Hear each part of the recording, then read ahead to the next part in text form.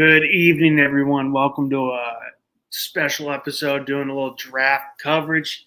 This is On Deck. I'm Russ Morgan.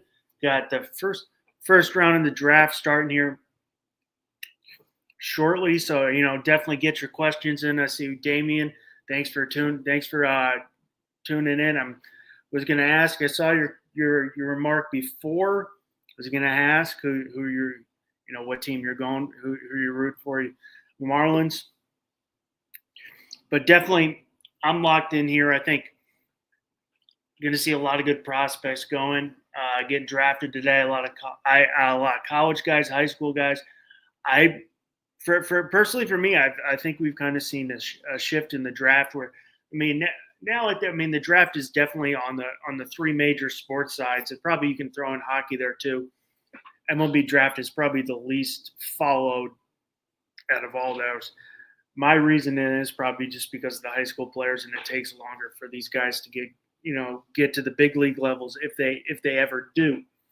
But I think in the recent years we're starting to see these quick these players move quickly through the system, like Paul Skeens, like Dylan Cruz. We saw Chase Burns, Jack Caglione, Nick Kurtz. We're seeing a lot of these guys move quicker. Hey, Damien, how's it going, man? Thanks for tuning in.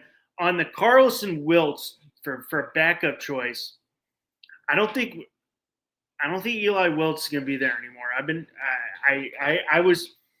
put out a little tweet on I don't even know what you call it anymore because it's not Twitter, so I don't know if it's a tweet anymore. But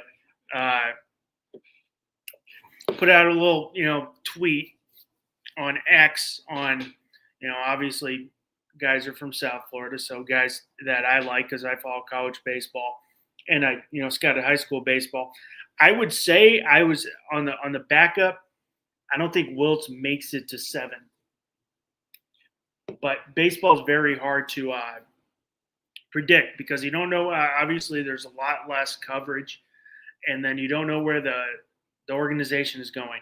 The one thing on Wilts is he's 17 years, 7 months right now on draft day, where Billy Carlson, I think, is 19. I really like Carlson's actions. He's got good actions, quick hands, and he's got a 70 grade arm strength. So that he's going to grow into something. He's going to stay at short. Wilt, will he play second? Not, but he's definitely the younger's there. I'm with you.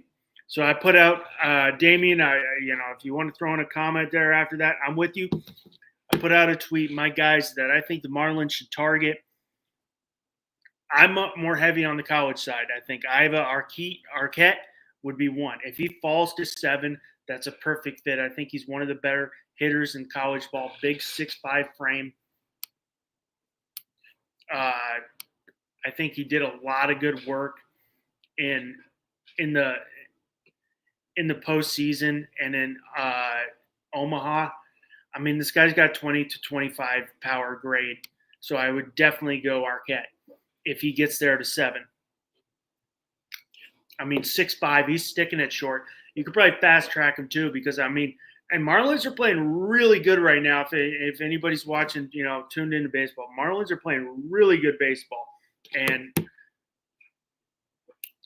think it's also scary because they got nothing to lose. They were supposed to, coming into the season, and everybody's expectations for Marlins coming in after the Luzardo trade, after was it Braxton Garrett injury, it's going to be the worst team in baseball. Well, since June 20th, when they took 2 out of 3 from the Braves, they're 15-7, and they just, took 2 out of 3 from the Orioles, and you get Kyle Stowers, who a guy I love, and I get it. I'm seeing a lot of Orioles hates on this. It was Kjerstad or Stowers.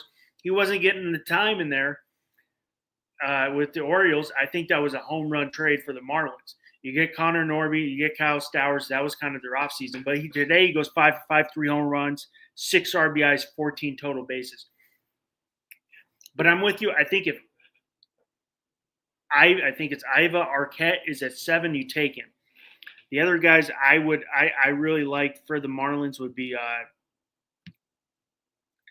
depending if there is a fall, and I Liam Doyle. I don't know if he falls there, but he's got the best fastball in college baseball. I really liked him. Liked his work at Tennessee. If Wiltz is there, I would consider him too. Witherspoon, Kyron Witherspoon from Oklahoma is a name. Ike Irish is another name. I think Irish is actually an outfielder / catcher. He played more outfield, had an injury, so he played outfield this year. Smooth left-handed swing at Auburn. Does a lot, makes a lot of damage. Plate contact, all fields. I think I'd love to know your opinion where we're going for the Marlins. I mean, we got Marlins fans in there all 30. Throw them in. With the trajectory of these young players and how we've seen the Marlins in recent years, what they usually draft, especially in the first round, is they identify those high upside, the high school prospects who are, yes, have a higher upside, but the floor might not be there, where the college players, the floor, not the high upside, but a good floor. Where do you want to go with that number 7 pick? Do you want to go in the college ranks, which I think would be good with this group, with some young guys? When you got Augustin Ramirez, who's 22, 23. You got Stowers, who's 26. You got Norby. Edwards and Lopez are good. I think Arquette would move him off short. I think that'd be better suited for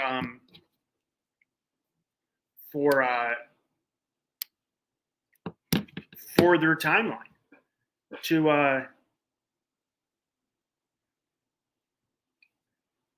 Are you talking about the Cam Cananella? If he's there at 43, I'd take him. If he's there at 43, I'd take him for sure. I like his outfield stuff. Plus speed. He stole 24 bags as a freshman. This guy's got plus speed. 55 hit tool, 40 power, a 60 run, which is a above average run. That's plus speed. Got some of the best bat to ball skills in the draft. Line drive there. But I mean, where do you want the Marlins to go? Because the Marlins, as I'm looking, I think they got 7. Then the Marlins, Marlins have 7, and then they have 43.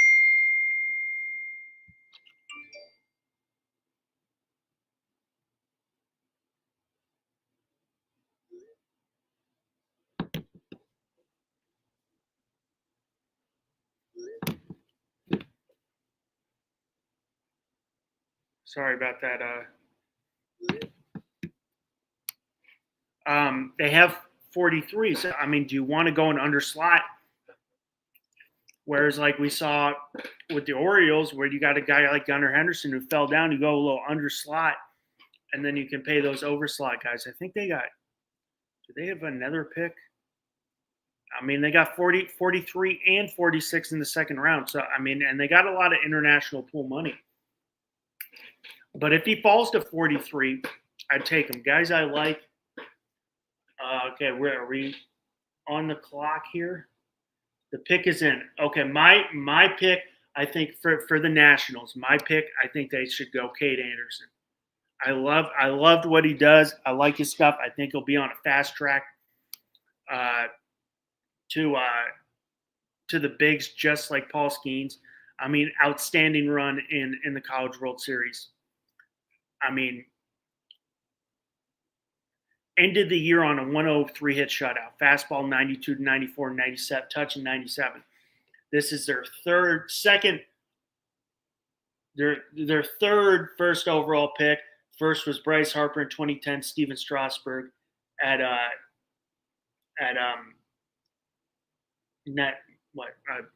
it's gone. If Canarell is there, I would take him at 43. Honestly, Damian, I'd take him. I think that'd be a really good pick for them. I also, at 43, if Eison's there, which I don't know if Anthony Eison would be there because of the work he did in the College World Series. I think he bumped his stock a lot. Would be another name. I really like the left-hander pitcher Zach Root from Arkansas too. But I mean, the one thing with these college guys is most of these college guys, especially where they're picking at 7, you might be able to underslot them a little bit and overslot a high school guy to pay more, like they did with the pick a Zen.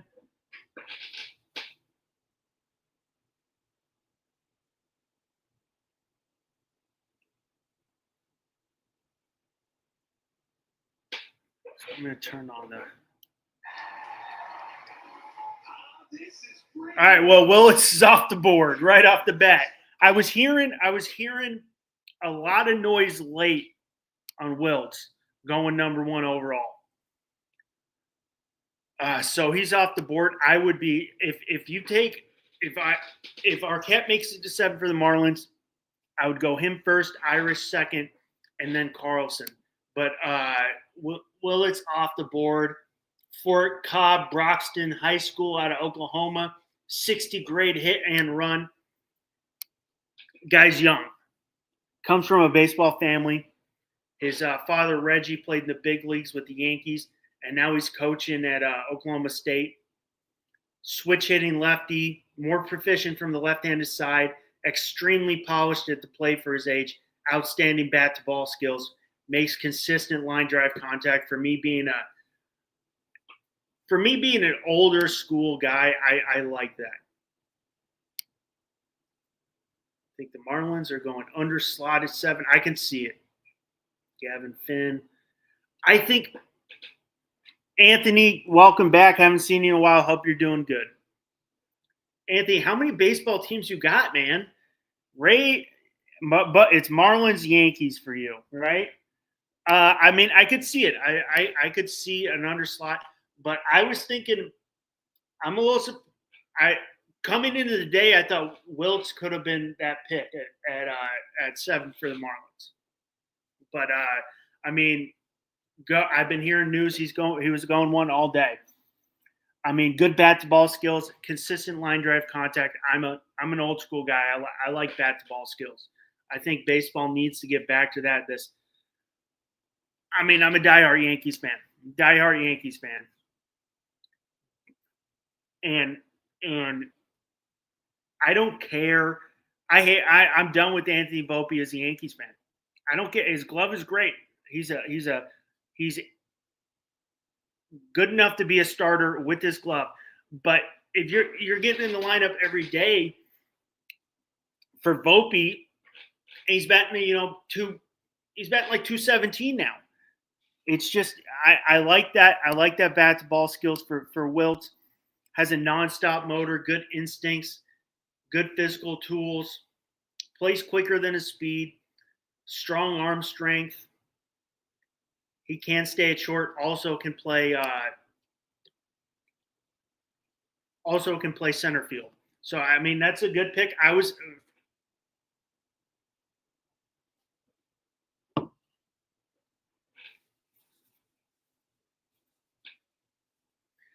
thinking for me, and I was thinking Kyle Anderson.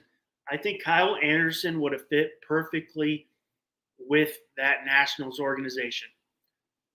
Because you have Mackenzie Gore, I think that fit perfectly. I see him in the MLB in a year or two. I think that fit perfectly, but that it could be an underslot thing for them. I think the Angels. I'm sticking to my guns when it comes to the Colorado Rockies. If he gets to 4, yeah, I've been hearing 4 for Ethan Holiday.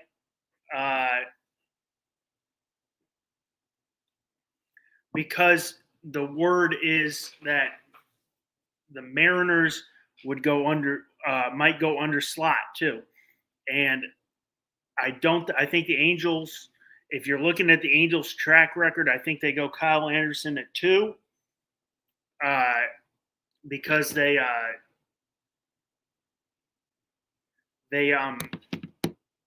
if you've seen their track record, oh shoot, I didn't even plug in my microphone. If you've seen their track record, they fast track players, and especially college players. They've done it. They did it with the Dallas Baptist kid. I can't remember his name. They did it with a kid from Tennessee who throws 106, and they've done it with Christian Moore this year. So I think they go. I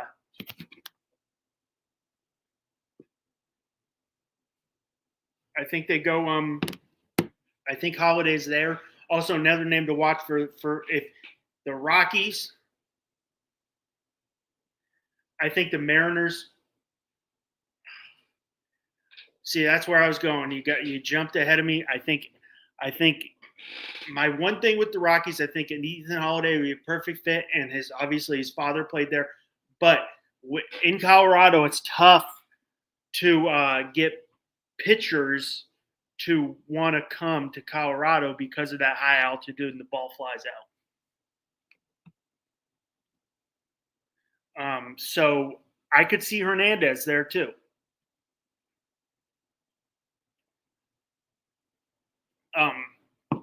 Tyler Brenneman.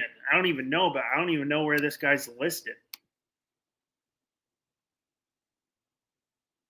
All right. UC Santa Barbara was a horse. First 2 years of UC Santa Barbara.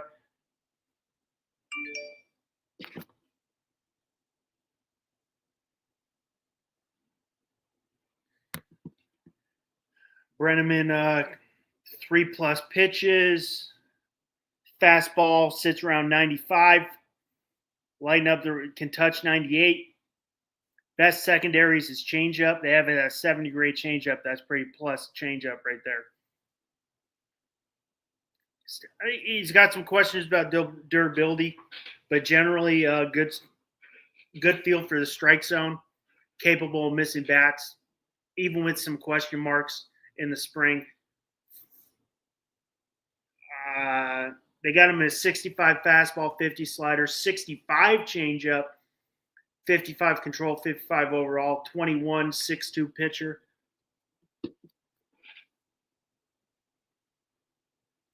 Sorry, hopefully we're gonna have a couple guys tuning in about 6:30. Will from 305 Sports Now, and Q, who's on a lot of podcasts, but he's on with me on College Blitz, is going to be joining at 6:30 as well. And then Alex from the East 10th Street Boys is going to come on for a little bit when right around the Marlins come on. So I'm trying to plan his time because he's got a little time, and I know he wants to come on when the Marlins are on. I'm thinking the Cardinals are choosing Billy Carlson, and the Pirates go JoJo Parker and Ethan Lance. What's up, Josh? How we doing?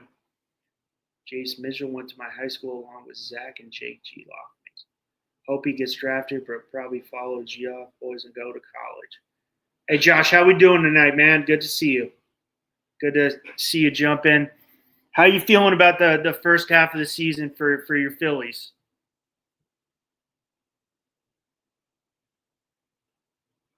Definitely, I thought that NL East was going to be back and forth good all year, but and it's definitely looking that way. Right now, pick is in.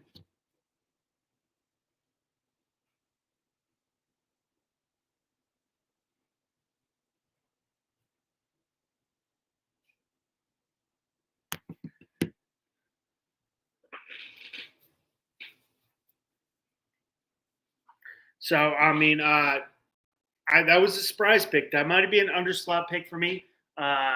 I think that's probably an underslot pick for them, where the Angels have a high second-round pick. So that could be an underslot pick for the Angels. Was surprised. You still have my top overall guy, Cade Anderson. You still have Ethan Holiday, Seth Hernandez. You still have Jamie Arnold.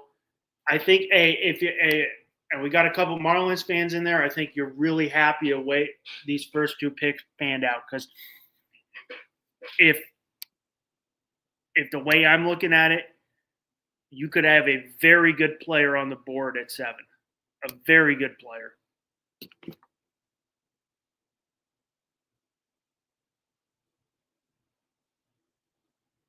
So doing well, sir, on vacation.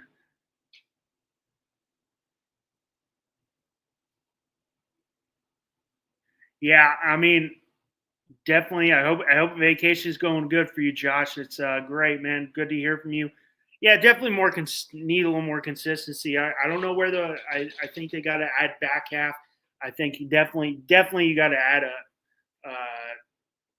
a bat to that lineup in the outfield. I don't know if Brandon Marsh is not getting it done in center field. So I know we had spoken a little earlier. You jumped in. I think they got to go Cedric Mullins. I'd go Cedric Mullins and then focus on the bullpen. And I mean, I know when he was pitching he was not looking good. I think Noah comes back and figures it out. That they really need that. And what's your opinion on Christopher? Was it Christopher Sanchez didn't get shit? He should have got the All-Star nod there. I was a little surprised he didn't get the nod, but they went for was it Mir?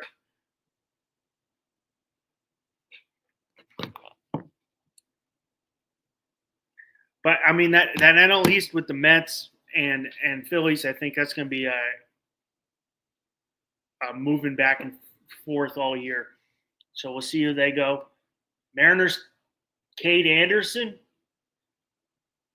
Cade Anderson, I love this pick. Oh, I think this guy's the best player on the board. I mean, if you watch college baseball and see what this guy did.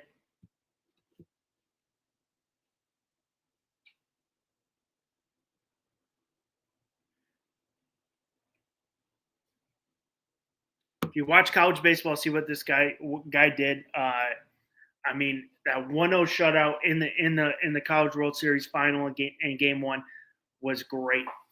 I mean, 92, 94 fastball touching 97 changed from the curve, but now favors a high spin mid-80s slider. You have a bet. Mid-80s changeup with fade and sink, quick arm action, plenty of strikes, has a good feel for zone. A lot of upside because I think he's got a lot of upside, a little slender frame. So you definitely have a lot of room to go. I see him on a fast track there. I have a vet bat that has been in this.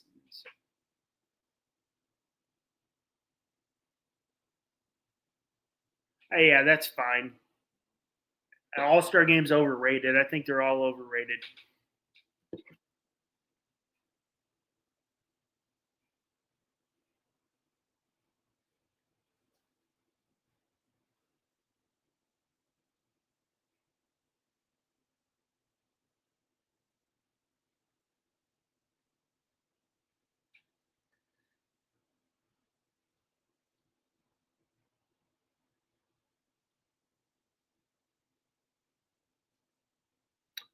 Holiday to the Rockies or Cardinals. I think he goes. I think they go with the Holiday. I think they go. I've been flip flopping on this. I've been flip flopping on this. I think they go. I've been flip flopping with Holiday and Hernandez. I think they maybe go with Holiday because of his father, and that's not the reason he's there. You know, I mean, this guy. If his brother Jackson Holiday said who was the number 1 overall pick, says he's better at this time. That's not. But you go with the bloodline, the family. I mean, actually, he played for both. But then I'm also looking at the Rockies with they don't develop. I'm with you on that. Don't develop pitchers. Don't do the games. Just do the home run derby, celebrity game, and fine. I'll do the home run derby. I think it's getting a little. I'll do that. Just most of those. I'm with you, Josh. Most of those All-Star games, I don't. Football, obviously, I don't watch the football anymore. I think it's a joke. Baseball, I'll watch the home run derby. I don't watch the game. Or last year, I watched the first inning because I wanted to see Paul Skeens, but that was about it. And I'll watch the home run derby. Basketball, I'll watch the three-point contest, and that's about it. And I won't watch the game. I think that's a joke. He's still there. The Marlins take him. We're at Holiday or Hernandez. I think you take either, but I don't think you could pass up either if they're both there. Pick is in for the Rockies. Let's see where they go. Actually, I'm going on. Jackson Holiday's got his dad played for both the Rockies and the Cardinals. So, this could be either pick. I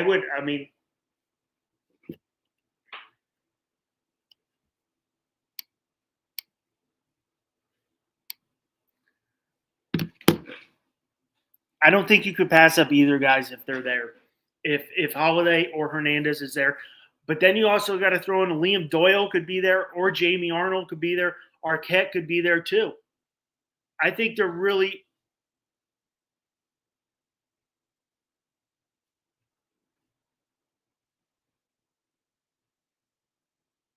– I'm down to that. Did you ever watch the Celebrity All-Star Game? Oh, I can't remember what it was, but Jenny Finch decided to throw to like Barry Bonds. And she went really in. Like his first pitch, Barry Bonds, like she blew one in. His first pitch, he was like swung in,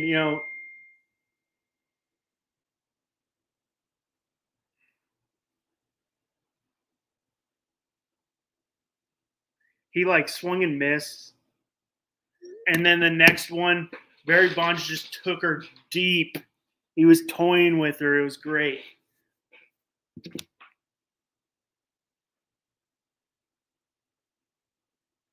Oh, what? Who did you get? Ethan Holiday. Ethan Holiday going to Colorado. Dude, I love this kid. I think this kid, 6'4" frame. That's a big left-handed hit, more physical than his brother. Resembles his father more. Gatorade, Oklahoma High School Player of the Year. What's up, Q? How's it going, man? What's up, brother? How are you? I'm good. Thanks for coming on. Guys, we got Q from the I Hate Football podcast, and one of my co-hosts for College Blitz, one half the College Blitz. I'm really glad you came on. I appreciate this, man. You got your Miami Marlins jersey on. I see we're moving really quick here. So yeah, man, those picks are coming in fast and furious, man. Couple surprises there at the top. A lot of surprises. We just had Ethan Holiday go to the Rockies. His father obviously played for the Rockies. Oh yeah, Matt Holiday, huh? Yeah, and if Jackson Holiday says he's better than he was in high school at this stage of his career, that's saying much. That's saying something, right? Yeah. We got Josh in here. Barry Bonds. I don't know what your opinion on in baseball and steroids is. My opinion is, I get it, but like we're talking about Barry Bonds right now. He did take steroids, but at the end of the day, you still got to be hit a round ball with a round bat. All the muscles in the world doesn't make you hit the ball. I've always it's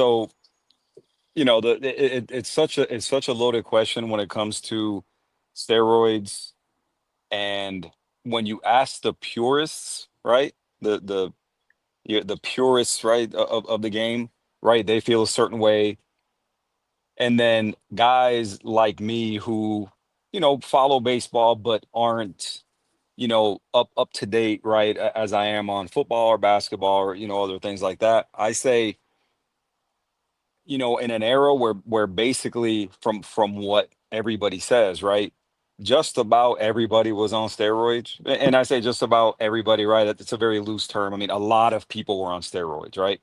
So when that's the case, and certain people, because of their names and their status, were taken basically behind the woodshed for, allegations and a lot of stuff that really was never proven, right? Could safely say that Barry Bonds took them? Yeah. right? People like Roger Clemens and A-Rod and so many of these guys that were, on some level, right? We know Mark McGuire took him because he confessed to it. We know Sammy Sosa. Hey, Will, how's it going, man? Thank you. Hey, we got Will now. I'm finally getting some bit. My viewers don't have to listen to me talk for 2.5 hours. We got Will from 305 Sportsnet. Will, thank you for coming on for a little bit. We're moving fast. I know you're a Yankees guy. I'm a Yankees guy. They're not going to like 39. Got the Marlins here, so we got a lot of Marlins people in here.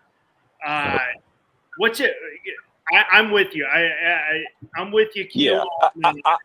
And where I was going with that, just real quick, just to finish up, when to me because so many people took them, it's hard really, when you had certain you had certain points of views and certain allegations kind of come to light against some players, and then other players, nobody really ever knew that they were doing it or whatever. And then also where I come in also is just the lack of physical contact. But if you're talking about a sport like football, right? If you're doing boxing, if you're doing like a combat sport or anything like that, I view that differently because of the fact that the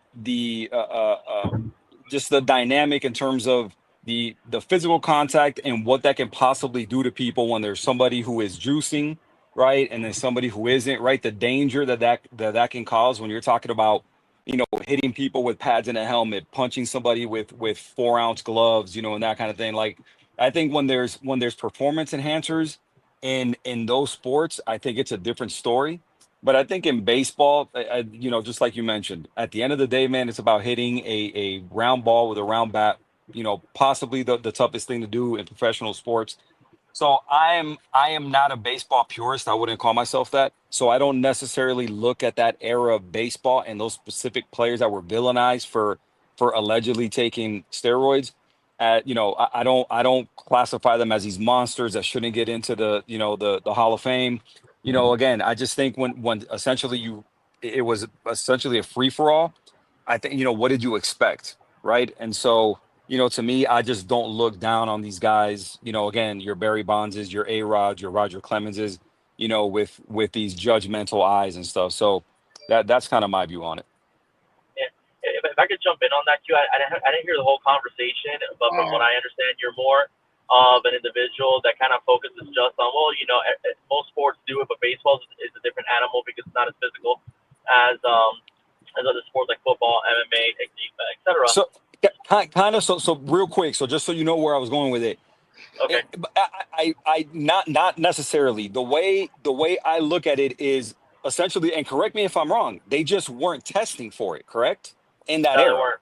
No, Exactly. no, it was. I mean, it was. I mean, I just not. I did for your Marlins, Q. I'm telling you, this draft is panning out good for you guys. Well, listen, real quick. Eli Willits, from everything I read, was the guy that they had a crush on, right? He was the guy. So that was very much a surprise that he went at 1 when you're talking about the Marlins maybe projecting to take him at 7, right?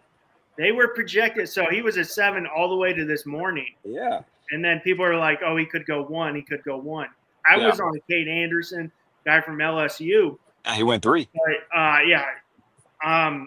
For them, I mean, I said, unless a guy falls like a Jamie Arnold from Florida State, who's a dude, if no one fell, I said Iva Arquette. I think the way the young guys they could have, he would fit perfectly into that right there, or Ike Irish. But it's fallen really, really nice for the Marlins here. But I'm with you, I am a baseball purist. But I'm like, it was legal. No one was testing steroids at that time. And so real quick, and I'm sorry to interrupt you. So that, again, as the not baseball purist, AJ, what up, my boy? AJ. What's up, guys? What's up? I'm sorry. AJ, just jumping in. I'm listening. I'm jumping in. So as the baseball purist of the quartet right here, right? Where do you stand? Because I've heard a lot of people and where they stand on that. Where do you stand on they weren't testing and it was legal? Where do you side on because a lot of people have said, I've heard a lot of people mention on ESPN, on Fox, everywhere. We're like, well, just because they weren't testing for it, doesn't mean it's legal. So where do you stand on, like, what side of the fence do you fall in on that? Because to me, that's a really interesting dynamic when it comes to that, right? It's like, was it legal because they weren't testing for it? No, Right? Because if that's the case, thing. then you should just forget about it and put all these people in the Hall of Fame. Well, it wasn't even a thing. It was your Miami boy Jose Canseco started it off for everybody. Damn right. Damn right. Everybody. Damn right. As a baseball purist, I'm like, and you see, I know you guys are all football guys. Deion Sanders is probably one of the best cornerbacks in NFL history. Has literally came out and said, baseball is the toughest sport I've ever played. I mean, I'm sorry. I mean, I get into it all the time. I'm not a soccer guy. And people are like, baseball's boring. I'm like, I get it. Yeah, it's more cerebral. But I'm like, go hit a 96-mile-per-hour slider that's coming at you. We got AJ. Alex, thank you for joining us from East 10th Street. Boys, we're going fast and furious. My pleasure, man. My pleasure. Thank you for having me. Always great to talk to you guys. I'm glad. I was coming in here thinking that it would just be me talking for 2.5 hours, and then I knew you knew some baseball because we had spoken before, and I'm like, Thomas White. He said Joe Matt.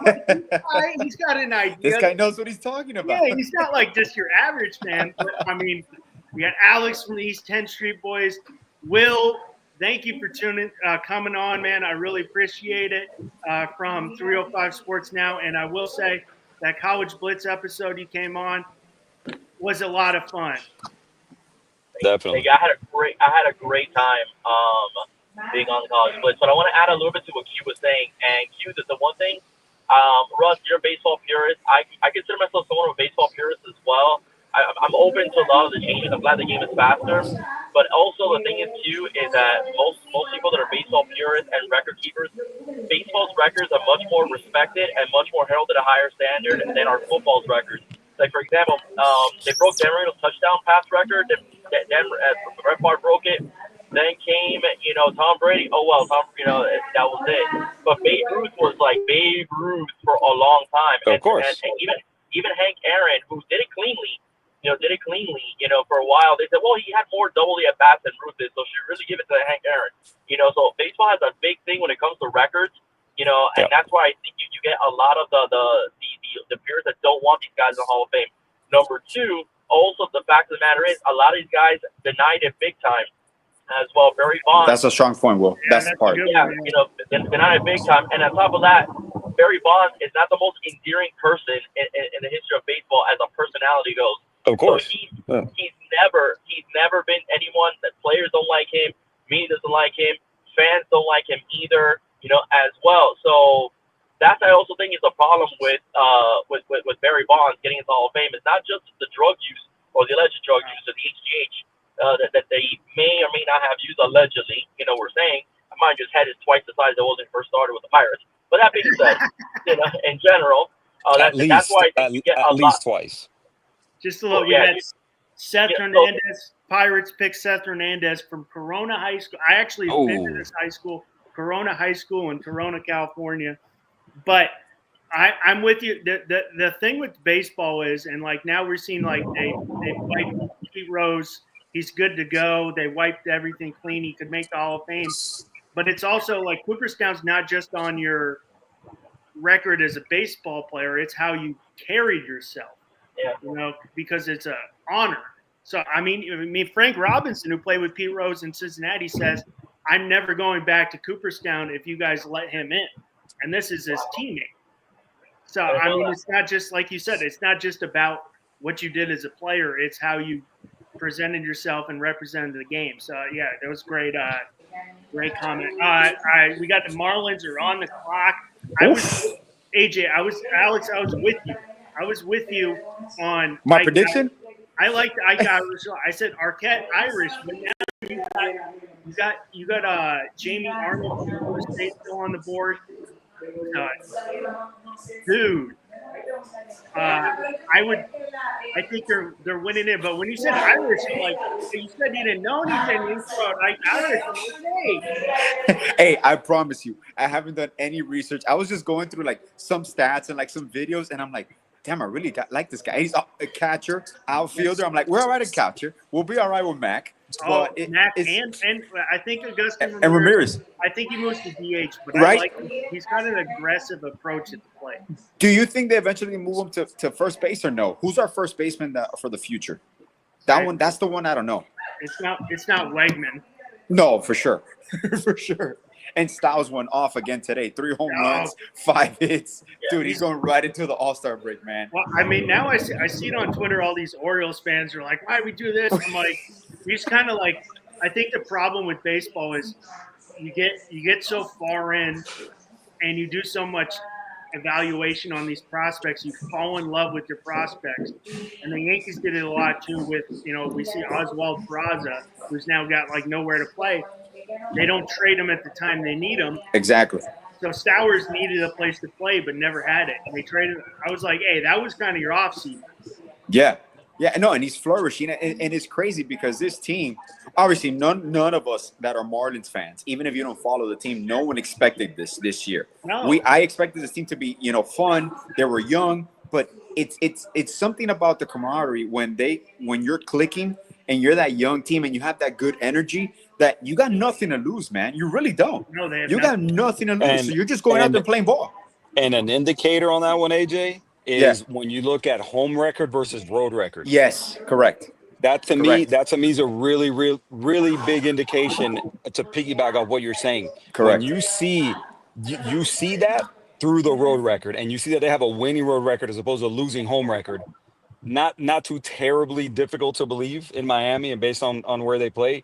But that is, to me, in my opinion, and just strictly my opinion. I don't know if you guys agree or disagree or push back on that. I think that's a clear indicator. You see the way they perform on the road and this recent win streak and what they've done on the road.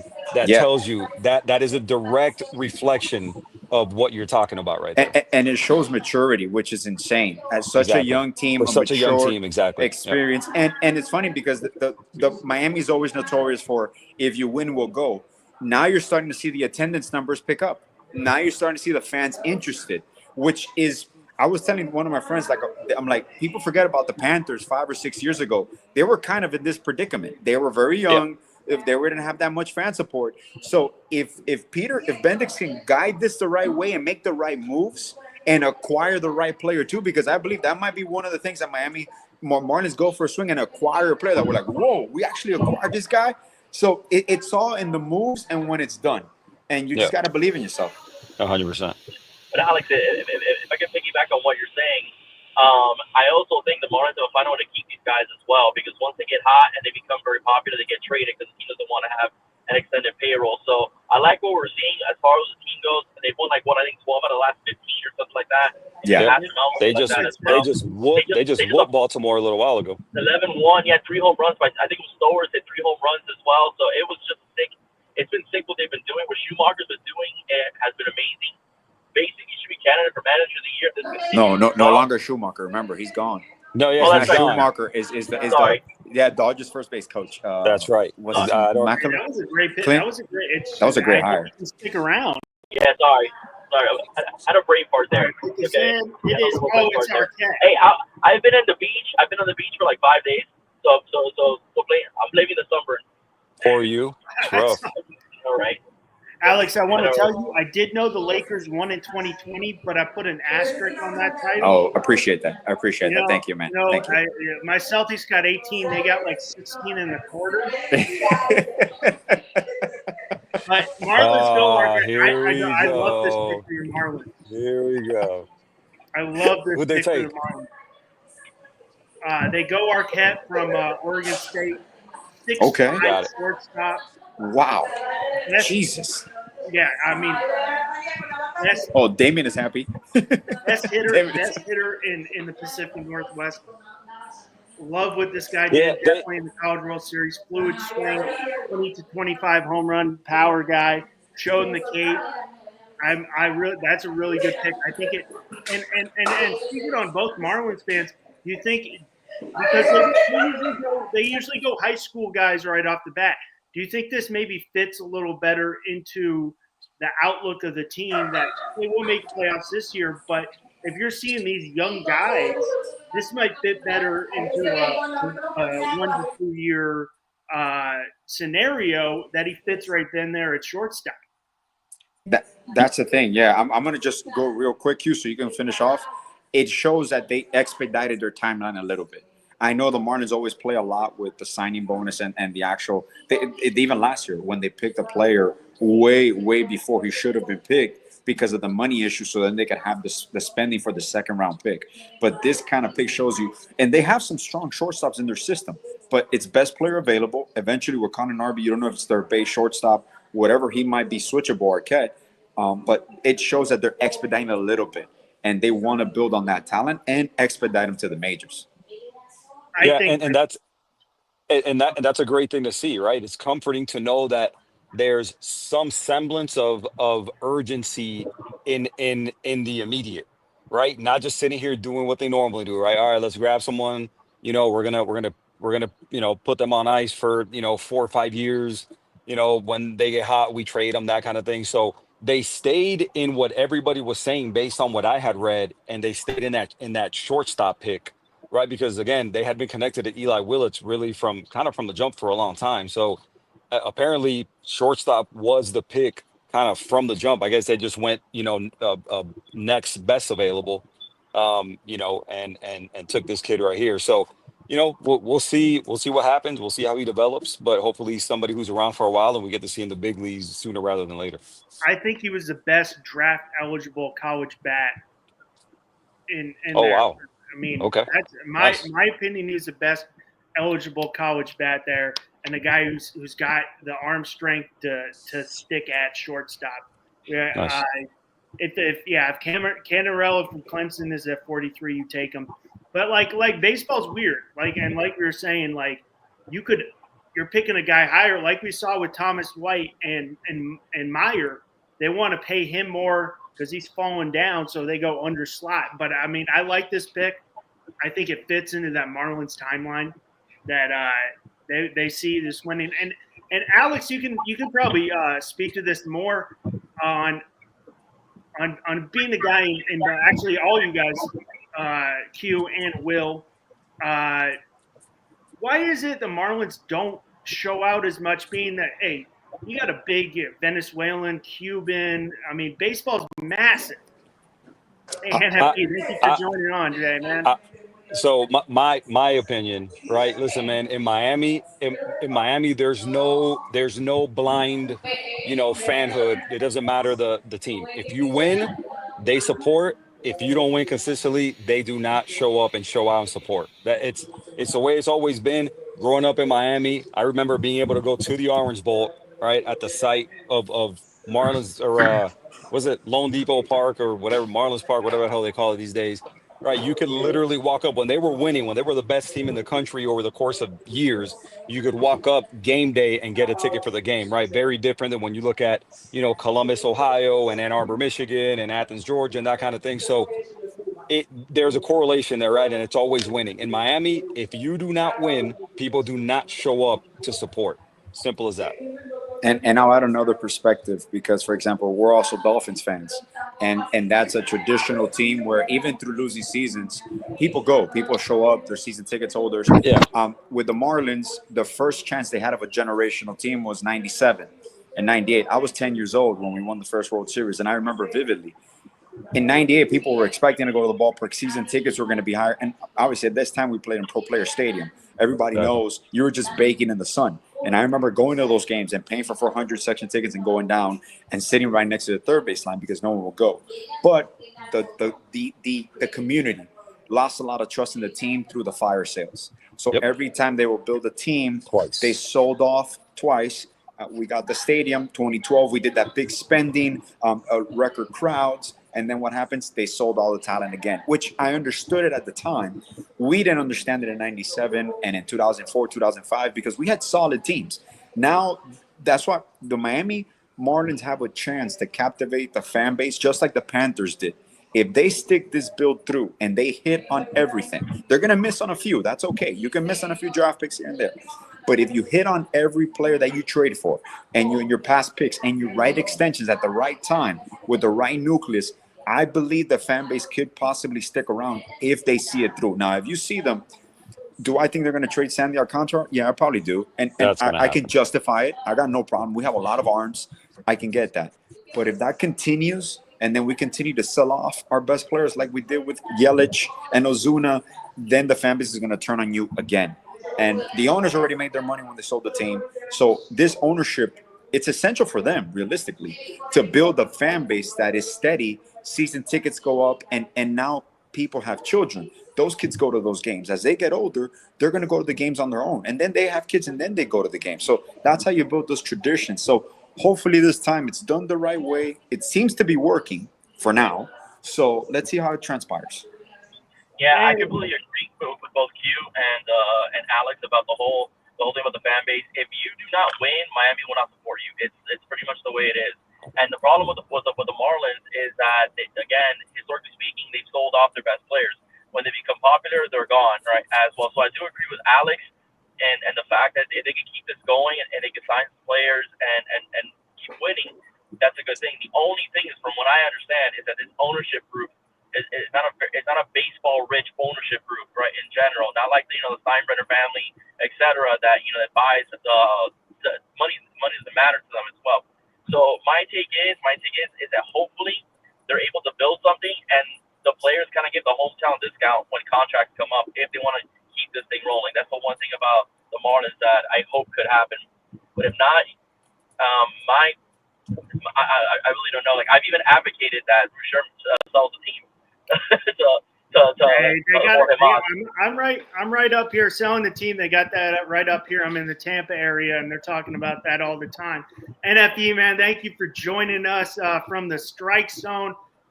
Will, and I'm a Yankees fan too. And you guys are all. How are we feeling about the first half of the season from both of you guys? Go for it, man. Want me to go first? Hey, whoever wants it, go. I got my own opinion, but take it, Will. Take it, Will. Yeah, all right. Well, I mean, the Yankees 53 and 43. Judge is having a great season. He's basically, sending the ball everywhere, right? As well, RBIs, batting average, home run 35 at this moment. But they have had some struggles lately, as well, where the offense has been anemic at times. So we'll see. We'll see as far as the team goes. I think they have a good chance, like every Yankees team does.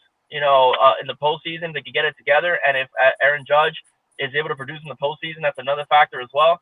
But we'll see. But I mean, I feel okay about this team right now at the moment. I do too. Right now we're on pick 9. JoJo Parker just went to who is it? 8. JoJo Parker out of Purvis High School in Mississippi. He went 8. Pick 9. Cincinnati's on the boards. NFE, how are we feeling about the first half of the season? I don't know. Yeah, what's going on, guys? And thanks again for the invite there, Russ, and shout out to all you gentlemen. As you saw, I didn't think too many people were going to come on, and now we got a lot of. So I appreciate everybody for coming on. Now we look like Hollywood Squares, so we're just. Yeah, that's a good Hollywood. There you go. Yeah. My thoughts on the Yankees, man. It's just there was just a lot of up and down with this team, and I feel like sometimes they are competing with themselves. They are their own worst enemy at times, and they are beating themselves more so than other teams beating them. And it could be absolutely frustrating to watch. I still believe in this team. Am I thinking World Series? No. I mean, I know we're far away from that, but I think they can make the postseason. They need to be smart in this trade deadline.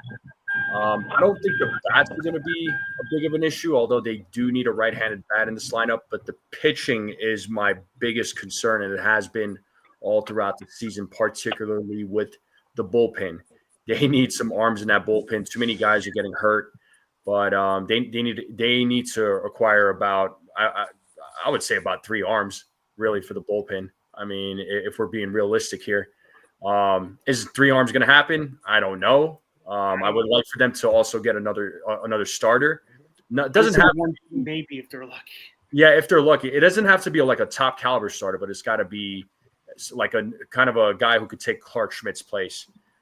That type of, and I prefer like a rental because they don't have to go after like a top name pitcher. But pitching is going to come at a premium, and I am a firm believer of Yankees tax is real because teams are always trying to fleece the Yankees. We know that's true, and I mean I know the fan base sometimes gets a little frustrated with Brian Cashman. I get it, but sometimes I don't blame him for staying put. So, but overall, the Yankees had their first half was all right, but it was good, but it could have been better. It could have been a lot. I get less frustrated with Cashman than I more do with Boone. Boone drives me absolutely nuts. I look when I first started this, I went on after like game 1-2 recap, and I'm trying to be level-headed, and I'm losing. I mean, I can't take it, and I mean it does go into the Yankees. It's if you look at that series and being a baseball guy, the World Series, it wasn't a lopsided World Series. It was just a team that's ultra talented and a team that's talented but plays clean fundamentals. And the Dodgers play, and that's what baseball is. Baseball isn't your athleticism can't take it over like in football or basketball. If you don't have clean fundamentals, you're down. So I go nuts with Boone all the time. I mean, it all went downhill when we decided to let our players start growing facial hair. That's when everything went down. That was it. That was it. Yeah, little goatee, little beard. It's like, oh, let's see what's going on. No, right there, just right here. Everybody after they left that. And that's when everything changed. Everything went down there. Cole went hill, and then Luis Hill went down. Everything went downhill after that.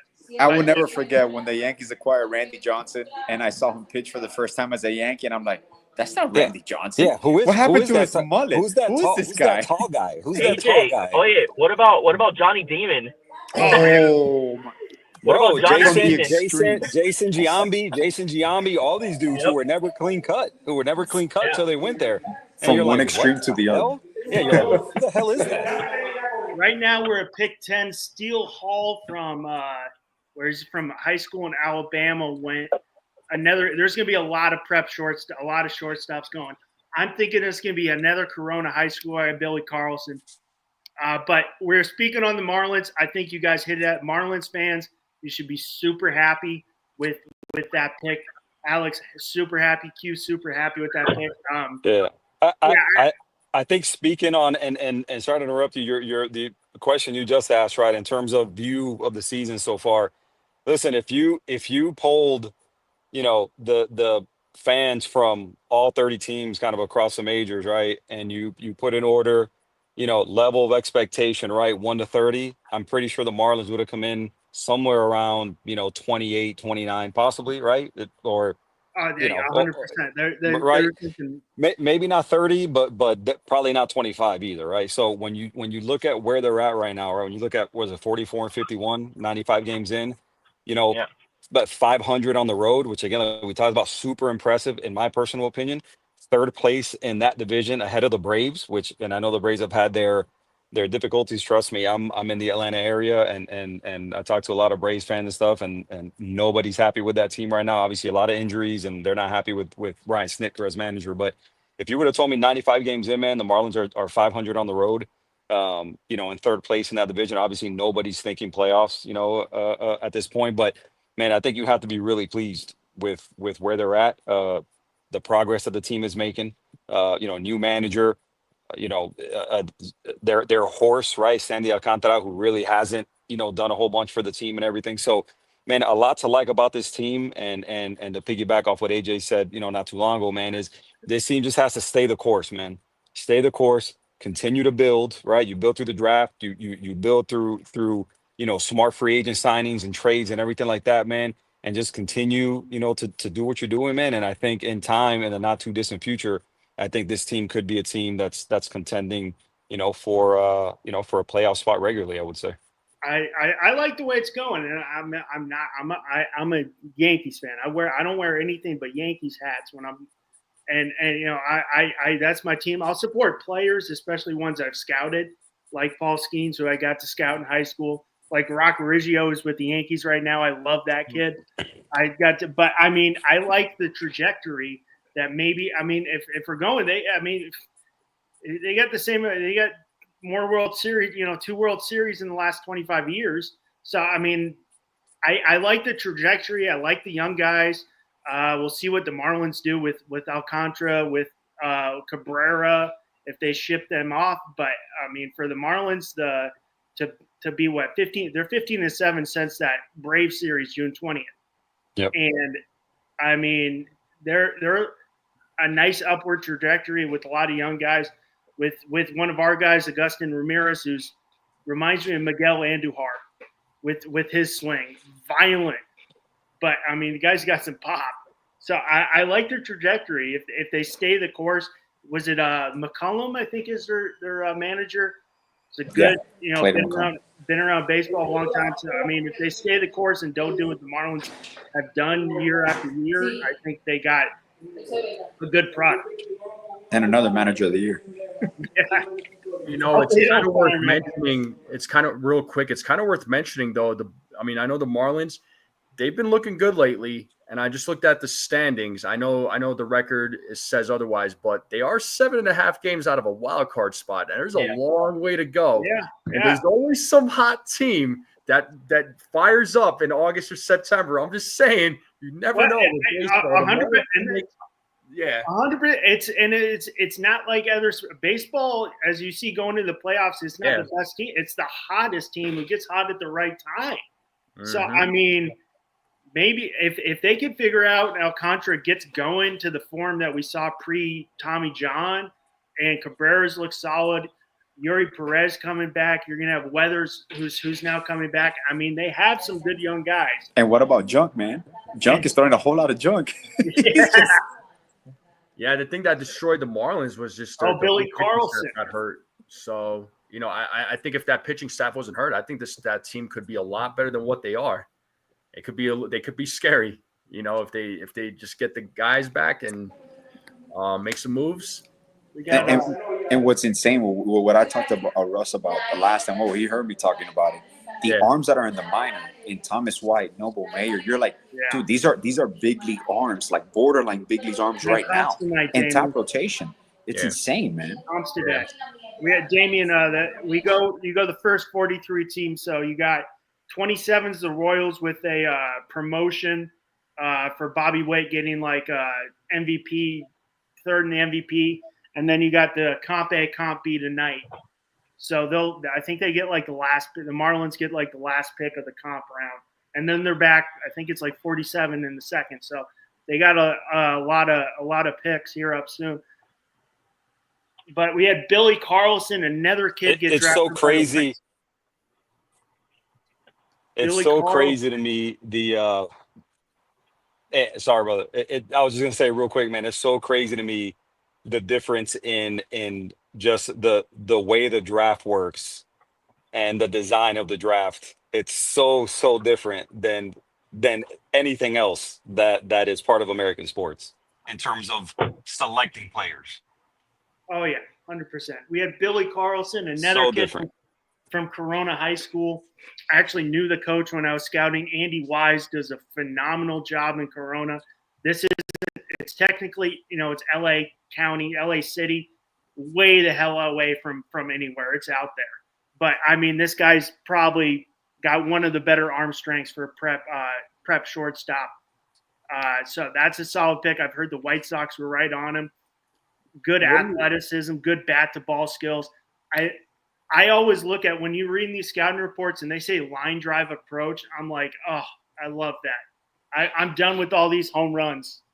No launch angle.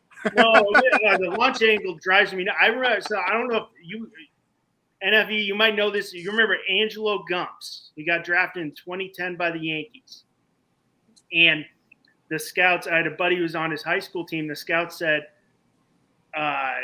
something about him, and then they had a guy drafted in 2014 from 10 to 14, they go, well, we like this guy because how high he hits the ball, and it shows the launch angles there. So when I see a line drive approach and good bat to ball skills, I'm like, I know I'm young, but when I was scouting, I'm like, I go with the older guys and I do the younger guys. I'm not all analytic. I'm not the biggest analytical person. There's certain things I'll look at, but I mean, it's fun, but it shouldn't be like the whole story.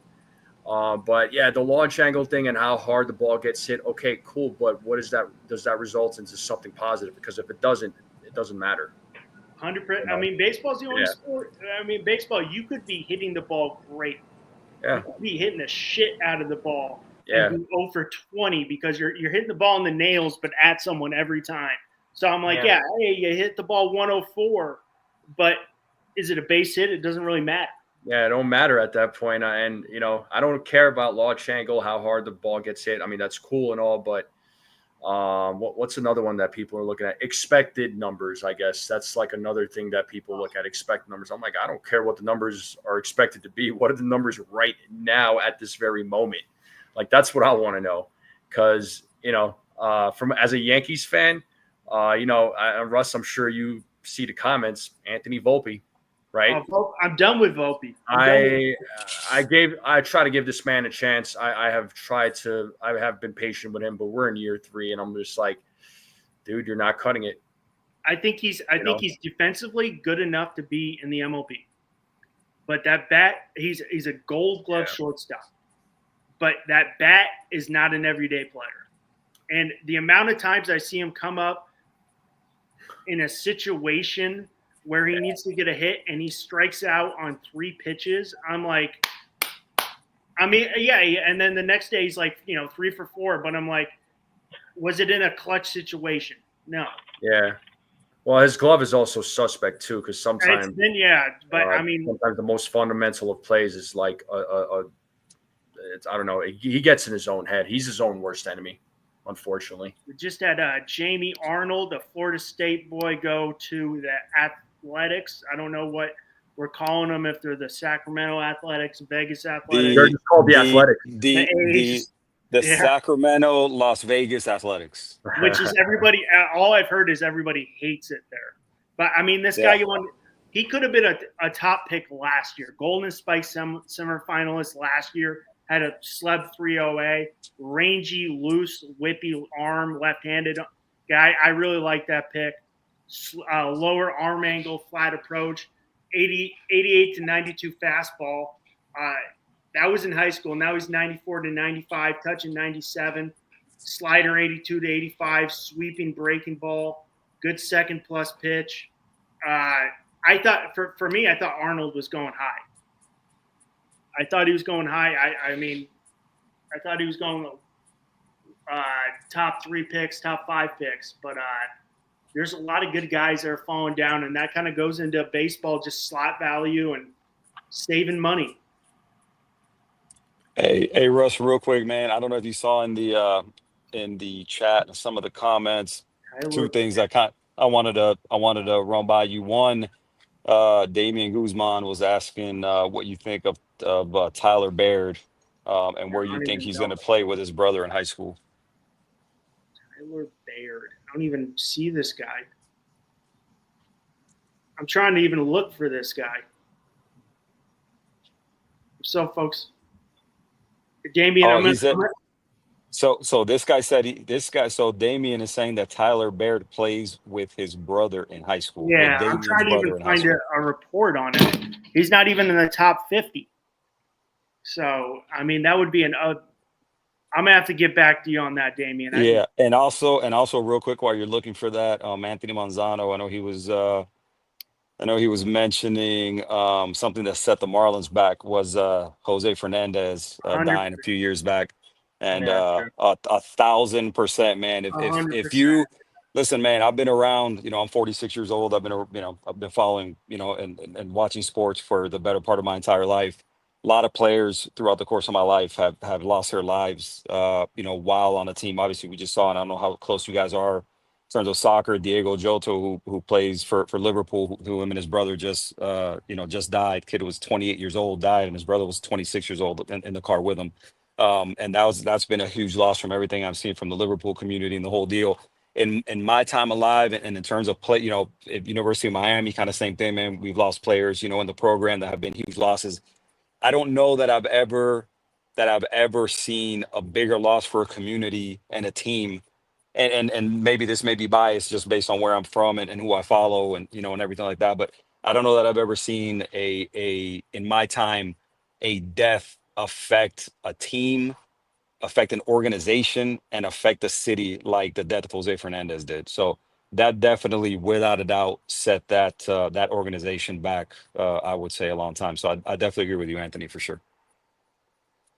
And to piggyback on that is the story of his survival to try to make it here, where he Exactly. almost drowned, Yep. and he ends up losing his life at sea. And at that moment, it was like every Cuban mother lost a son here in Miami when that happened, because you saw youth, you Yep. saw endless possibility. His girlfriend was pregnant, so you saw Yep. also a family, Mhm. and there's situations that, as a Cuban immigrant here in the community, you saw it throughout. Like, it was mourning for it. Not only Exactly. did you see it with the players, but you felt you lost family when he passed Exactly. away. And Yep. obviously, as an organization, it's like that's your future right there. That's like Mhm.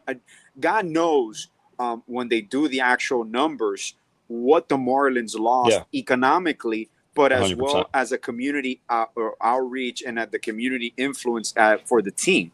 Yep. Because at the end of the day, we know it's a business, but I don't think no one was prepared for something like that No. locally, because you lose you lose athletes, you lose sports heroes, but the way he identified with the community, because he was part of the Yep. community, that's completely different, man. That's a different 100%. ballgame.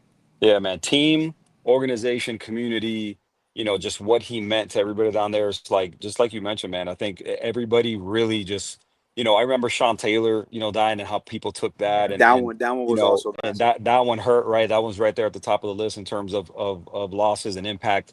But I don't know that the Jose Fernandez one, hopefully, and again, right, it topped and you hope it never happens to anyone again. But I can't think of anybody being more impactful, in terms of the player and the value and the community and everything.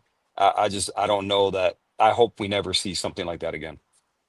We just had Galvin Fine from Grados High School. It's in Temecula. If you do like wine, and you're ever in California, go to Temecula, California. It's probably the only thing you want to go to Temecula for, but that's what they're known for. Uh, a big 6'3" guy, you know, definitely good bat speed, good line drive approach, plays tough competition. Does have a little unorthodox high setup with the hands, but I mean, he's got physicality. Committed to Texas. None of these guys in the first round are probably going to make it to their college commitment. But we're moving quick here. Already at pick 13. Um, a lot quicker than I was hoping. I was thinking I was going to be on till 10:30 tonight doing all these picks, but moving quick.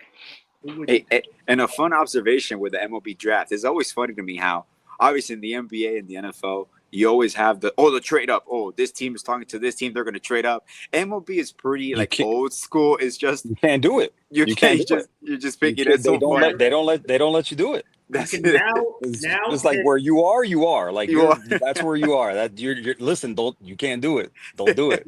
you can now trade comp picks. So Okay, we did have the that's the so Orioles traded got a comp pick from the Rays, so they got 37. okay. Damian, I don't think he's going to be there, but I would either go Anthony Eisen from LSU. Loved what he did. He was very good in the College World Series. Or Zach Root from Arkansas. I would go pitching for the Marlins. Those are two guys I like. Eisen might not be there or Root, but if they are there, I'd take them. But I do like the Canarella pick too if he's there too. Like his athleticism in center field. Right now, picks in.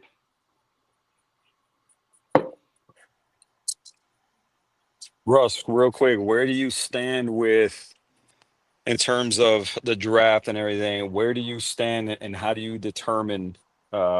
how do you determine high school versus college when you're looking at prospects and the way When teams are building and everything? Like where do you and this goes for both of my baseball guys up where here. when drafting high school versus college for me, when I did scout, you're going more, and college guys, the upside's not there, but the floor is good. Whereas you're drafting a high school guy, you're going off pure upside and pure Got what it. you're projecting. Like I remember when I was scouting, we had a kid. I'm from the South Bay. I was from LAX area, so it was a small area. We had this kid, uh, Drew Dahlquist, and he went from like top in 92 his junior year to hitting like 96, 97. And he was going to go like for sure going to Arizona, hit 96, 97.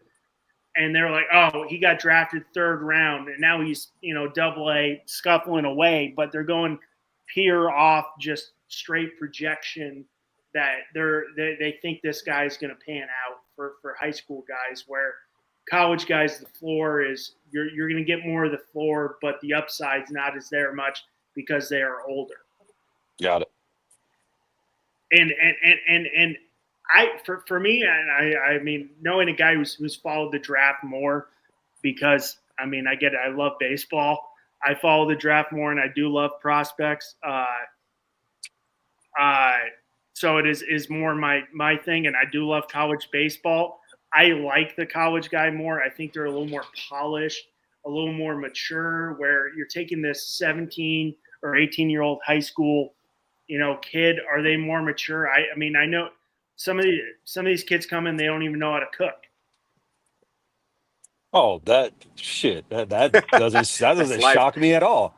That's bro, like it. I mean, that literally doesn't shock me in the least.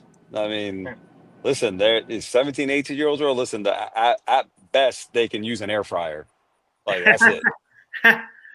Hey, So James, Russ, I do have a question for you. Since you're a scout, what is the percentage do you think? Obviously, just off the top of your head, of kids that make it if they do some college and it's a Major League Baseball versus one's drafted out of high school? Because I don't want to say his name, but I went to high school with one of the top picks in the class of 2000 from Carl Park Senior High School, and I don't think he really had much of a major league career, but he was like, I think top one or two at that time. So what do you think is like a percentage of the high school kid versus that of someone that had some college experience? I think it's the big leagues.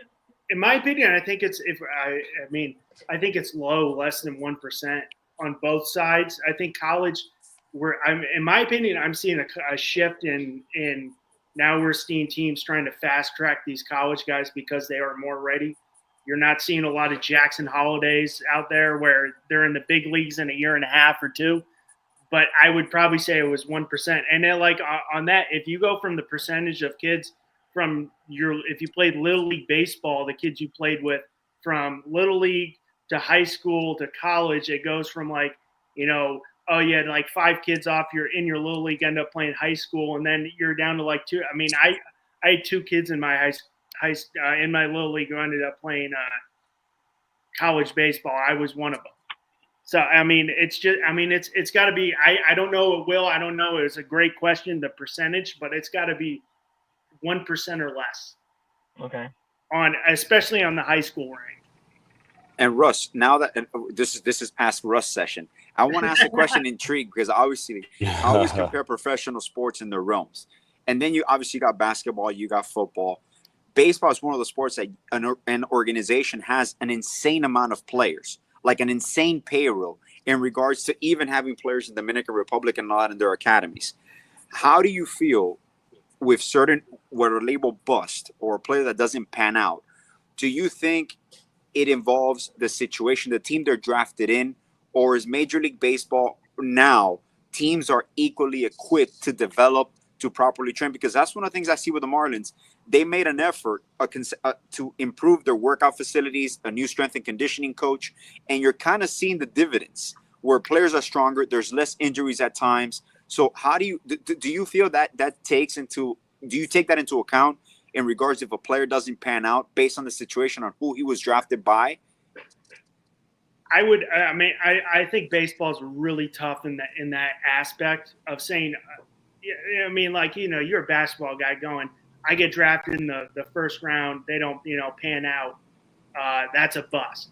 Baseball is like, okay, you get drafted in the first round. You might be considered a bust, but you still go. I mean, and going into MLB draft not being really followed is like these kids are going to be in rookie ball when they start. Yeah. I mean, but going on what you said about the facilities, the change, and you hear some of these kids talk where it's like, they come in, they bounce around a little bit, like, oh, their facilities weren't really up to par, where now it's like, hey, they come here, they got great rehab facilities, they have great coaching, because I mean, it all starts at that lower level, the coaching and the rehab, especially getting these kids in right off, as these high school kids, on a nutrition plan right off the bat. Daniel Pierce from Georgia. And we're seeing another guy from Georgia's getting up there in high school baseball queue. But I wouldn't say bust, especially on the high school ranks, but I think it's now we're seeing baseball they're starting to put more into the facilities, into the weight room, the rehab.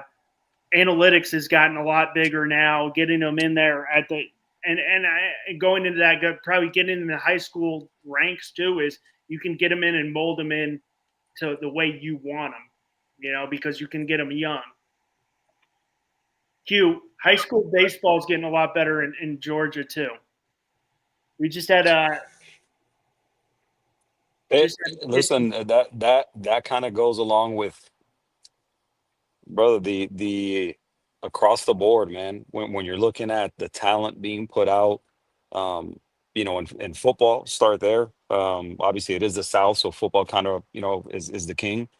You look at the athletes being put out by the Metro Atlanta area, and even when you start to get into very South Georgia, kind of along the Florida border, you got some talent still coming out of very North Georgia also. But the Metro Atlanta area, if you're looking at the best programs in the country, every single one of them has representation from the Metro Atlanta area. It's an area that right now, you looked at, I think a couple years ago, when you were looking at the 5 stars, in the composite. I think Georgia fell 2 or 3 behind Florida, with Florida having almost double the population of Georgia. So, when you're looking at per capita and the talent coming out of here, and football and all the other sports, man, what Georgia's doing now, the emphasis on coaching, you're looking around at some of these stadiums that are in the Metro Atlanta area. Legit, the money they're pouring into these athletic programs is really, really top notch. Like you're mentioning there with baseball, that matters. And so, again, man, the state of Georgia is really pumping out not only football, man, but the basketball, baseball. They're really, really in the national landscape, especially considering population. It's really impressive what they're doing. Yeah, we just had Daniel Pierce, shortstop from Mill Creek High School in Georgia. Don't know where that is. I know exactly where Mill Creek is, man. It's in Gwinnett County. I actually work for Gwinnett County, so I know exactly where Mill Creek. It's in Brazelton, Georgia. So I know exactly where that is. Speaking big time football program. Will and Alex, I know you're in South Florida, a name to watch at University of Miami.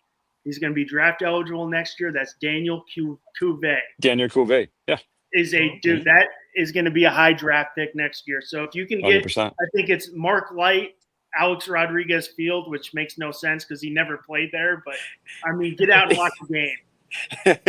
For sure. So For that sure. is right there. He gave a nice endowment. Yeah, that's it. That's what that is. He was committed there, but he was committed there. Exactly. He was committed there, but was the first pick in the draft. So obviously, I mean, never. He met his ex-wife there, actually. His first wife. He met his ex-wife there at the gym at the University of Miami. So. Oh really? Did not know that. Yeah, he did. Yeah, he met his ex-wife there. Okay, nice. Nice. We're pick 15 right now with the Red Sox. Who's Ike Irish still on the board? None of these guys. I don't want Ike Irish there at all, being a Yankees fan, but I actually scouted. There's a couple guys on the Red Sox. I scouted. I got to see Jared Duran in college at Long Beach State. Dude was, I mean, he wasn't physically like dominant. He wasn't huge. He just played the game the right way and hair on fire. And then Marcelo Mayer, I'm sorry, I think it might go into being such a highly touted guy in high school. I saw him at the area code tryouts, and it looked like he didn't even want to be there. Like nonchalant through the whole thing. Damian, I like Caden Bonney from Coastal Carolina. I think he's the best catcher in the draft. And if he somehow falls to the Marlins, you take him. But I do not see that happening. Where do you see? Where do you think the Yankees draft? A bat or pitcher? If you had to, I have no clue where I think, and if, I think it's tough with doing this like basketball and baseball. For sure. Like basketball, football, excuse me. You can like you have all these ESPN guys throwing out like, hey, they're looking here, they're looking here. Baseball, we have no clue. I don't really know any. I don't know any Yankee scouts, unfortunately. I want Anthony Eisen, or I want Zach Root. LSU, Eisen from LSU, or Root from Arkansas. I really like that guys, especially those pitchers who come from the SEC, because it is such a dominant conference and tough to play. I'd be love if they got Anthony Eisen from LSU. And did you see Lombard yesterday? Looked really good at the plate. Yeah, so Eisen is a pitcher, correct? Yes, Eisen's a right-handed pitcher. Root's a left-handed pitcher from Arkansas. See, that's kind of where my head was going, is that I think the Yankees draft a pitcher because they have so much pitching right now in their farm that I could see them trading one of their guys at the deadline. And I'm not talking about Cam Schlittler or Chase Hampton or any of those guys, but maybe somebody in their 11 through 20, perhaps. I'm just speculating. The only guy that I could see them trading in their top 10 would be like a Bryce Cunningham, maybe, or Lalane or Brock Selvage. So I'm with you. I don't know where they go. They need a third baseman, but everything 100%. I'm hearing on that 100% they need a third baseman. Mm-hmm. But everything I'm hearing on that is Suarez, the Diamondbacks want a heavy haul, so they're going to want Spencer Jones. No way. Want Spencer Jones. I don't want a rental for Spencer Jones. And he's a rental. He's a 1-year guy. I really like Ben Hess and Cunningham, but they're going to have to offer a high pick. Lombard should be the shortstop next year. Please. Who's another Miami guy. Yeah. Pumping out those Miami high school. Dude, they listen, the end of the year was impressive for those guys. They finished up on a tear. Came this close to going to Omaha. And with what they've done in the transfer portal so far, don't sleep on them for next season, man. They retooled. They're looking like they're going to make a run. So ever since I got into this, and obviously we have a lot of South Florida guys, and they'll jump in, and I'm like, I love college baseball, so I did it. And people are asking Miami Hurricanes questions, so I'm like, and now I'm following the Hurricanes. Not a fan, but I'm following. I'm like, shit. This guy.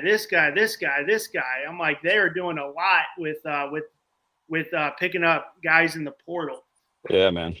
They've landed some really, really big pieces in the portal, man. They're looking like they're retooled and ready to go for next season. So, and I'm off.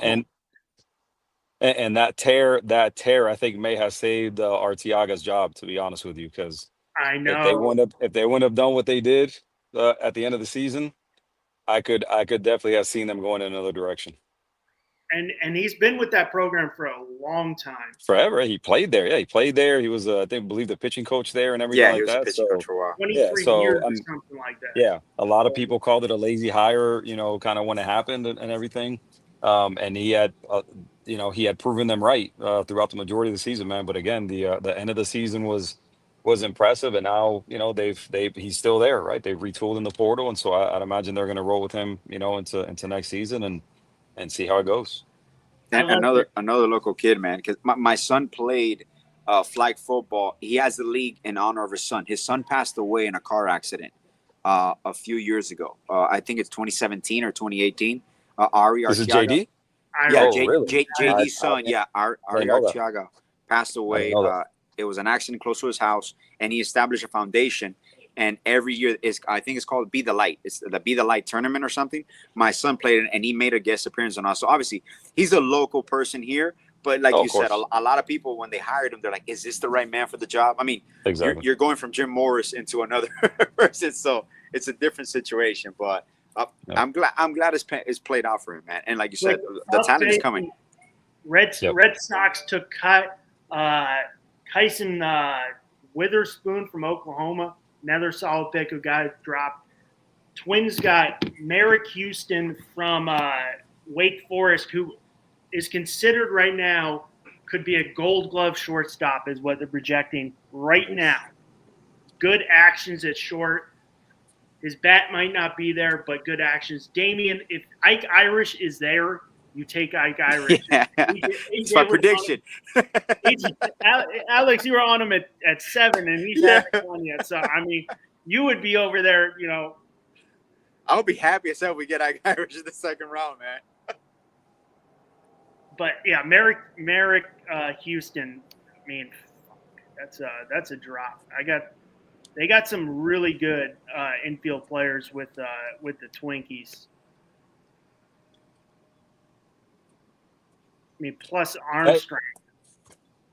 Hey man, real quick, I don't think we were all, and I don't know if AJ was. I wasn't formally introduced to my man from the strike zone, man. Oh yeah, Q, man. It's I don't know. Again, I don't know How if rude it's of you, man. Russ. How rude of you, I know. Russ. You're a horrible. Again, what is this, man? Come on. Hey, Russ, I'm at just least the manners. here. Russ, I'm used to I talking. Jesus. I need better manners from man, a co-host of mine. This is Alex. He's from East 10th Street Boys on FTSN. This is Q. What's up, He man? does the I Hate Football podcast. He does and a number of other, and then he's my other half of the College Blitz here on FTSN. So I see this guy every week. My bad. I got caught up talking baseball. I know. Look, you get excited, man. You get excited. I'm not used to having people talking. I'm used to talking to myself. The only person who hears more crickets than me is my man AJ. That's right. I'm in a different backyard. I'm in my in-laws' backyard. I gotta go in a little bit, but yeah, you see, I try to keep the scenery the same. Plants here a little bit. No crickets over here now. Wait a second. Oh no, not the plane yet. No, because the funny thing is when we start East 10th Street Boys, legit. I'll be talking to Bobby for like 15, 20 minutes before we go on. Nothing. The moment we go on, legit, the moment the clock hits 9:15, it's the same flight. Every Thursday just goes over my house, and it's the I have to turn it on. And then when that stops, the crickets start. And then legit, I didn't even say it on camera. Last show, this Thursday, I had a possum just walk next to me as I'm sitting down, and I just see something approaching, and I'm like, what the hell is that? And then I turn, and he's just staring at me. I'm like, oh, fuck. Nah, it's going to go down. Those things are so gross. Shows, I'm gonna start monitoring those outdoor shows for a while. You're out there in the wilderness, man. You never know what's going to come your way, bro. You never know what's going to come your way. I want to apologize being a terrible host today. I'm used to just talking to myself for 45 minutes, and not used to talking baseball with people. I'm usually just seeing myself and like, hey, anybody want to say anything? Anybody wants?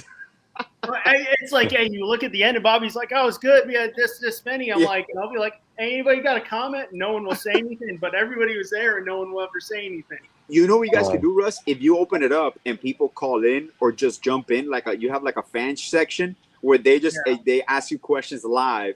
That would be a cool little feedback. But I'm gonna try to jump in sometimes whenever you talk Marlins. When I jumped on that one time, I'm like, he asked me about the Marlins, and I'm like, oh, he knows some prospects. He's talking. I'm like, hey, come on, you're Cuban. You gotta love baseball. I played baseball until I was 14. I played second and short. I was a leadoff hitter. And then I broke my arm. And as I was rehabbing, I was playing Little League in the Corey League here in Hialeah. A lot of Hernandez used to run this league. His son was one of the top picks. And he's also the father of the worst umpire in MLB history, Angel Hernandez. Oh, That's his dad. Yes, man. the old Angel Hernandez ran Babcock That Park while we were guy. growing up. Now, Angel's the umpire. His brother was a first-round pick for the Brewers, I believe in 73 or 74, 7th overall. But he had a career-ending injury. His son played for Hialeah High, famous for baseball players. Also, a lot of my friends played for Pace, which here. When you're here in Miami, if you were a baseball player at that time, obviously it was Westminster Christian. There was Pace, Monsignor Pace. Yeah. So I was in baseball my whole life, and then at 14, I started playing basketball, and then that was it for me. No more baseball. It was just basketball until now. But I always like it. I will at Westminster. I will say you're impressive with the timing, man. I thought he would be a little late. I was very impressed with. I was like 6:35 showed up. You're right here. I was like, boom, man. I'm always on time, man. Always on time. Yeah. I got to start the show. I can't start the show on Cuban time. Like, I can't. We got to start East Tennessee boys on Cuban time. I can't do this one. That's tough. It's tough to break out of that, brother. It's tough to break out of that for sure. I mean, Cuban guys never show up on time. Listen, bro, when you're born late, everything's late, bro. Everything's late. Bro, the party's at 5. All right, I'll be at 6:30. That's when it starts 100%. Popping. And you say you ain't gonna go show up at 5. That's the most Miami shit ever right there, bro. Hey, bro, I said 8. Yeah, 10:30, brother. 10:30. That's when the shit starts to hit. That's when it starts to hit. Foreign thing in general. Be there at 6. Nah, we'll probably be like 7. Yeah. You never want to be the first one there. That's a foreign thing. I really do. You're just there, and it's just you and the food, and you're just picking up food, and everyone hi. Yeah. And you got to say hi to everybody as they come in. I'm like, nah, I'm cool. We got a lot of. I'm hooked up with the Argentinian crowd here in Bradenton because of my brother-in-law. And he party's at 6. He goes, we'll show up at 6:45, 7. We get there. There's 10 people there. Everybody shows up at 7:30, 8 o'clock. Yeah. You remember when we say Cuban, we mean just Latin in general. Oh yeah. That's because my family's Colombian. I promise you, all my friends were Nicaraguan and Cuban and like South American. So listen, everybody's late for everything. Yeah. Like if you're not paying us to be there, we're probably going to be late. For sure. That's it. We're going to be on time for work most of the time. Everything else we're going to be late for. Q, what part of Colombia is your family from? So they're from the very northern coast in Santa Marta. So kind of right there near near Cartagena, which is probably the most popular city kind of in the region. But they're on the very northern coast on the Caribbean Sea is where they're from. Because I have 2 nephews that are their brothers. They're half Colombian, so I was just wondering because their mother is Colombian. So you don't know where in Colombia they're from? I think she's from Bogota. Oh, okay. My big brother was actually born in Bogota. So so up in the mountains up there in the capital. Yeah, I've spent some time with that side of the family. They got good energy. I'll say that. We're well known for our energy, brother. We're well known for 100%. So I've spent some time with that. Great people, by the way. Like amazing. Awesome. I went to this birthday party. And it's like this Argentinian guy. He's from like Buenos Aires. His birthday party. Every time he throws a party, I know I'm happy. So I get the invite, and there's just food and alcohol galore.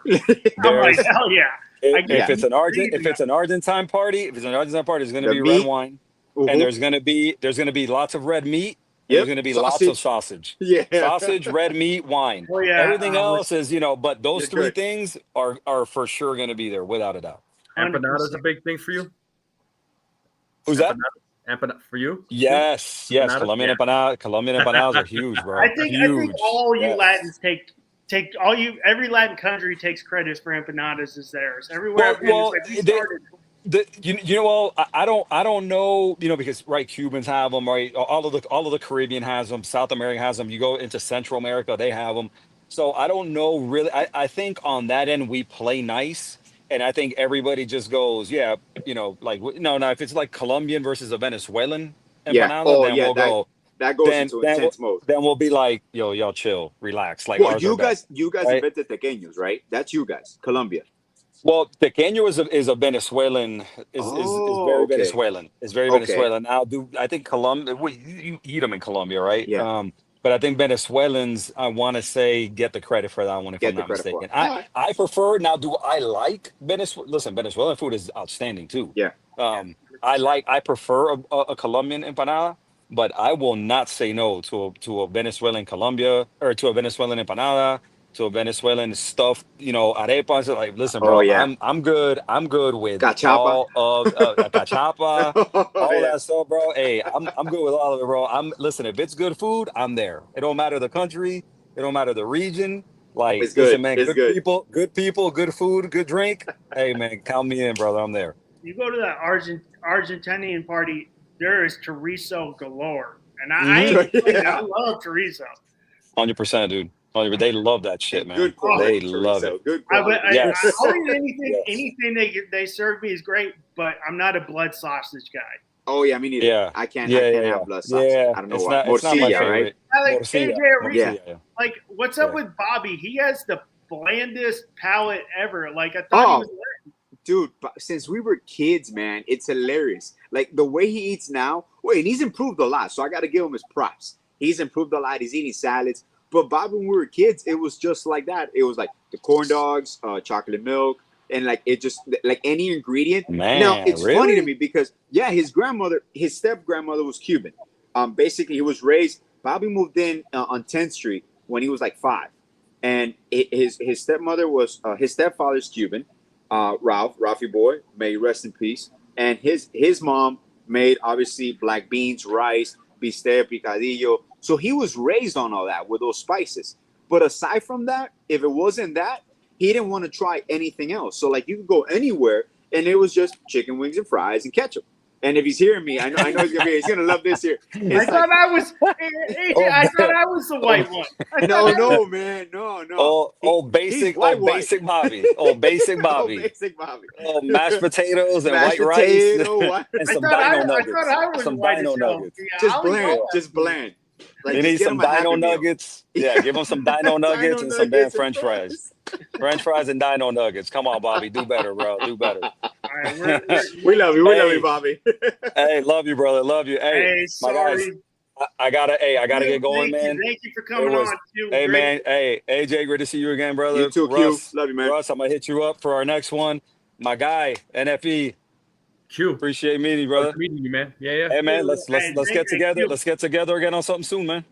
Oh, hell yeah. Thank you for coming on, Q. That's Q from College Blitz, I Hate Football podcast. He does Sir. it all. Oh, damn it. I Yeah, was man. just taking. Yeah, we'll Shit. get together. Thanks for coming on, Q. All right, boys. Yeah. Good to see y'all. Y'all Peace out, take man. it easy, man. I'll hit you soon, man. All See right, you, you man. have a good night, man. Yeah, Ike bye. Irish is finally gone. Yeah, the dream dies with him. Yeah. Yeah, they say Too he is good the to be best true. bat in college baseball. One of the best Man, all bats the- in college baseball. I had no clue. I didn't think Ike Irish would go there. I was gonna say all this food talk got me A little hungry. now. About to Oh, go Right, Uber dude, so, Eats. what was that? Uber Eats. Yeah, About to right, Uber right. away. No, I mean, so like my family, my family immigrated from Turkey. Okay. I'm first generation, so Wow. talk about Turkish food. Oh, man. Well, I'm from Lebanese descent. My great grandfather was born in Lebanon. Oh, So Mediterranean, trust me. All From right. hummus. Oh, man. Woo. you know what? That doesn't. You know what, man? You saying you're of like Lebanese descent? Like I kind of see it a little bit. A little bit. You got the look. And that I shaved my beard like a week ago, but I had a pretty long beard, and when I had hair, obviously every time I go through an airport, it's a security random check. and my last name is Atia Chiska, ATIA, Oh wow. hyphenated Chiska. So everybody sees me, and then my name is Alexandros, so it's Greek. So Greek, when people right. see this, it's like, dude, where are you from, man? I'm like, I'm Cuban, but my great grandfather was born in Lebanon. They migrated to Cuba, which a lot of Latin America, the population from Turkey, from Lebanon, from Cyprus, Middle East in general. Middle East in Yeah. general. Germany. So, yeah, that's true. Which is funny. I- My wife's Dominican, and kibbeh is basically like a national plate in DR.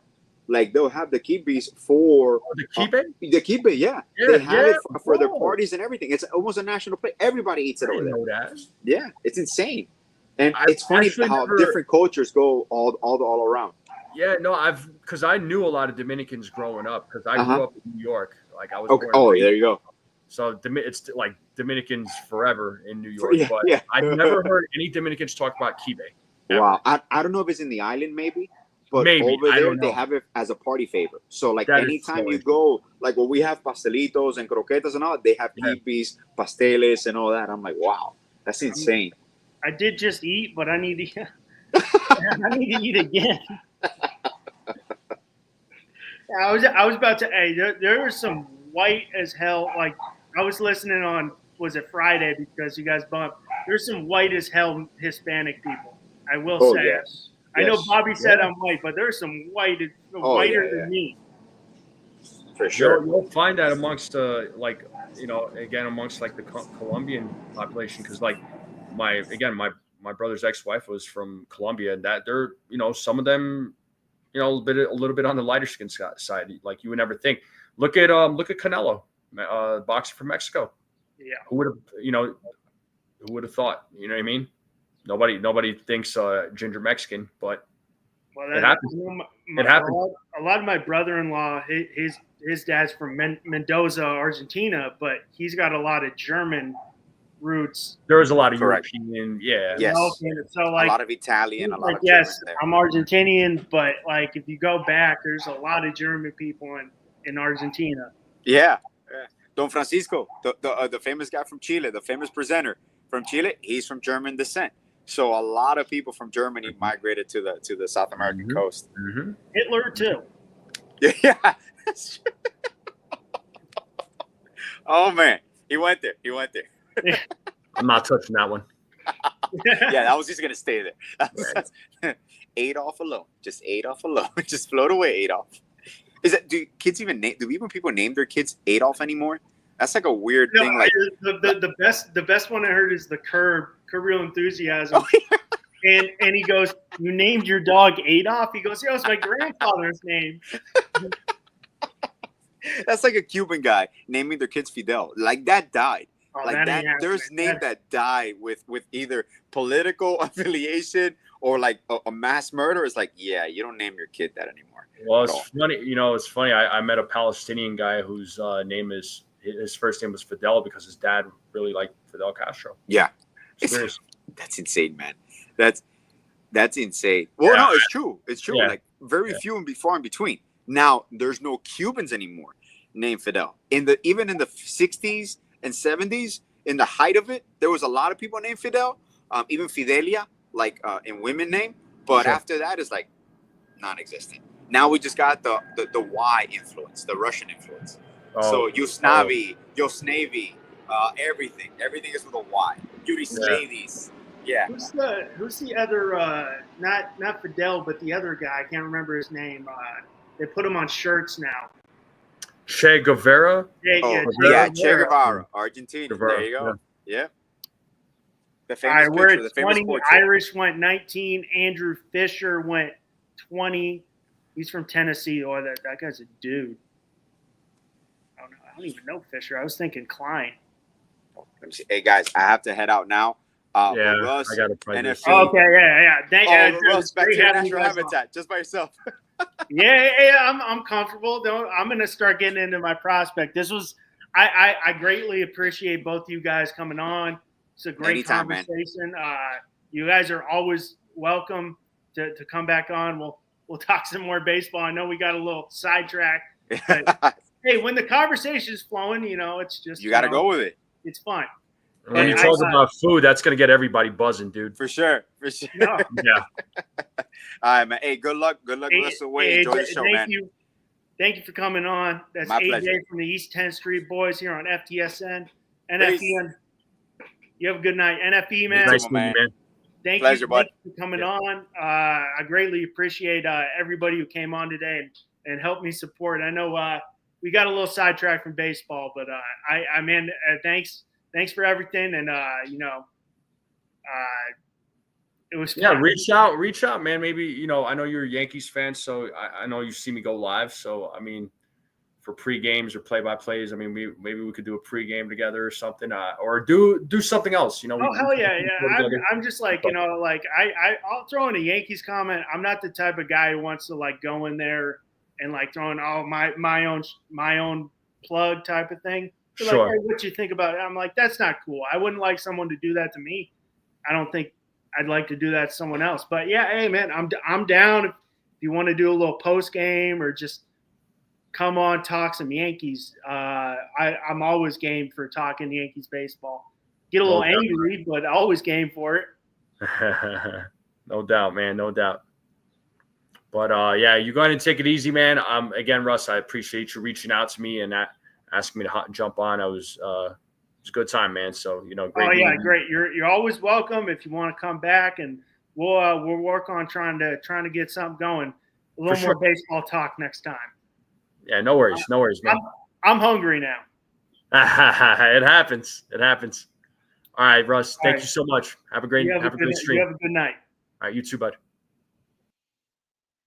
Well, first off, I want to thank everybody who came on. I thought coming into this, I thought I was going to be alone. My boys came to help me out. Q from the I Hate Football podcast, College Blitz. AJ from the East 10th Street Boys here on the FTSN. NFE from the Strike Zone. And Will from 305 Sports Now. Greatly appreciate you guys. We are now let's get back to the good stuff, the baseball stuff. Damien, I hope we didn't run you away, man. Yeah. Irish, I that was a great pick. Irish, I liked Irish a lot. Ike Irish a lot. And as you heard, AJ wanted him early. I like the left-handed hitter approach. Good decision making. I mean, probably the best catcher in college. So there's room to grow, but I think he's the best catcher. Was the best catching prospect in college. Right now, Milwaukee just took third baseman Andrew Fisher from Tennessee. They had him as a first baseman, third baseman, plus power. Good left-handed swinging approach, good loft, 6'1" with good strength. Got a slugging mindset. He showed well in the Cape Cod League, which for me that always shows well for drafting a prospect because they're using wood bats. So we'll see. I don't know where he's going to go, if he sticks at the hot corner, or he can also play some second. Does lack the quickness on that side. But right now we are at pick 21. And that would be the Astros, or the Astros are looking for their first half record, 56-45 games up on the Mariners.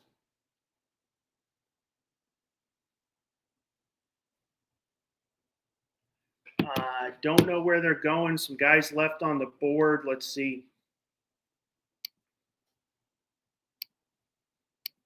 I mean, you still have Wahiwa Aloy is still a name to watch. Guy won SEC Player of the Year. Brendan Summerhill still on the board. Where did Doyle go? I thought Doyle went early. Doyle went 5. Xavier Nevins from Mount Vernon High School in Washington.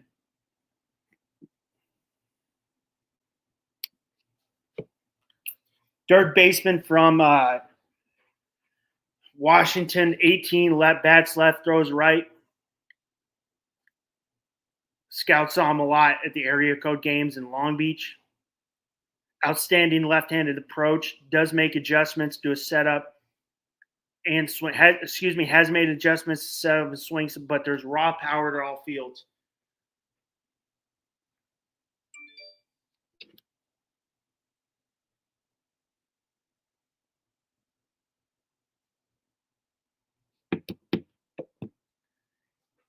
Well, he's not a runner, 6'4", athletic with a solid chance to stick despite his size. Oregon State recruit.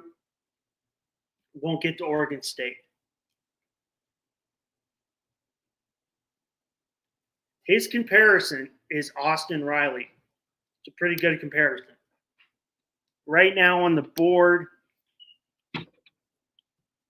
Braves at 22. Flying through the picks. I'm going to get some water real quick.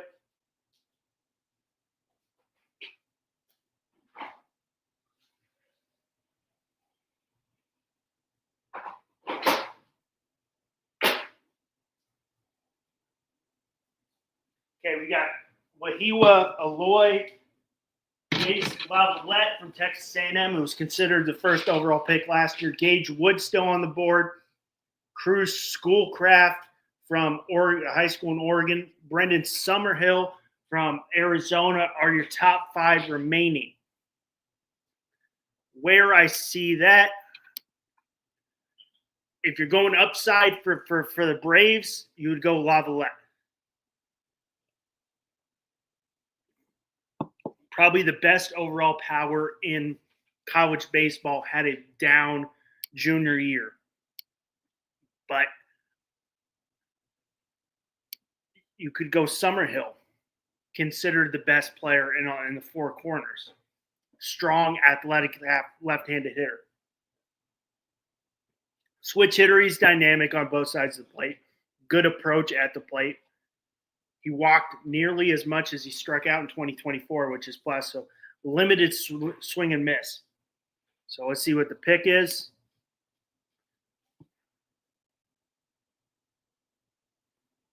It's a down year for them.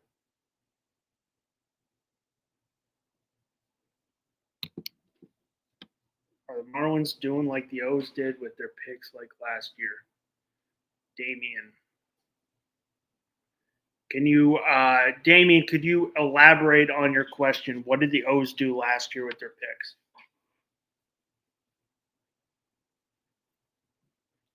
picks? See what the pick is in.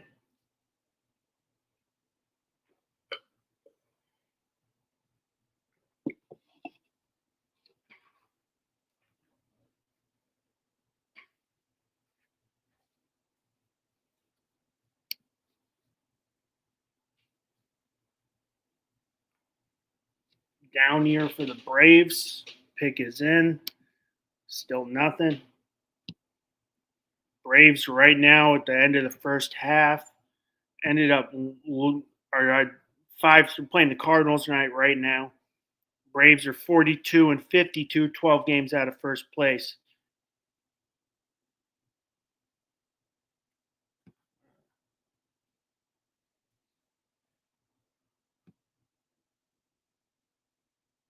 Red Sox are hot. Marlins, Cubs.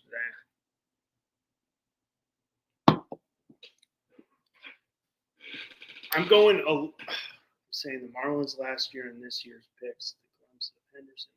Dude, if you get Henderson, a player like that, if someone falls,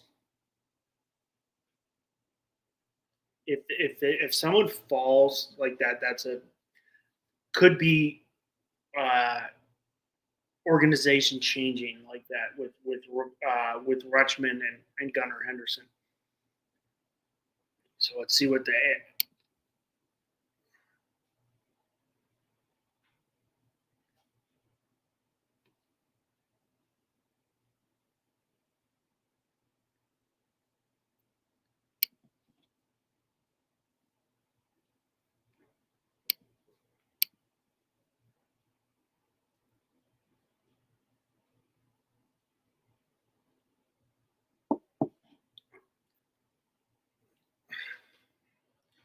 If Damien, if he falls to the Marlins, and I don't know if he will fall to the Marlins, but a name I like for the Marlins that if with high upside, and if you follow college baseball, is Patrick Forbes from the University of Louisville.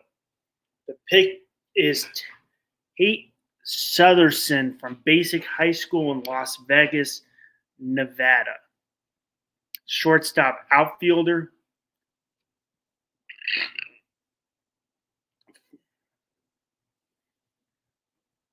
Physicality has shown up in the batter's box, plus runner, good strength, athleticism, more a natural shortstop. Outstanding bat control, makes a ton of contact from the right side. Very aggressive approach, exhibits good bat speed and strength and control. Surprising given how big he is. He's committed to USC, it's the University of Southern California, not South Carolina. Some scouts like him in center field. If you remember, Royals are finally on the clock. Remember who they got last year? They got Jack Caglione, who's now in the big leagues.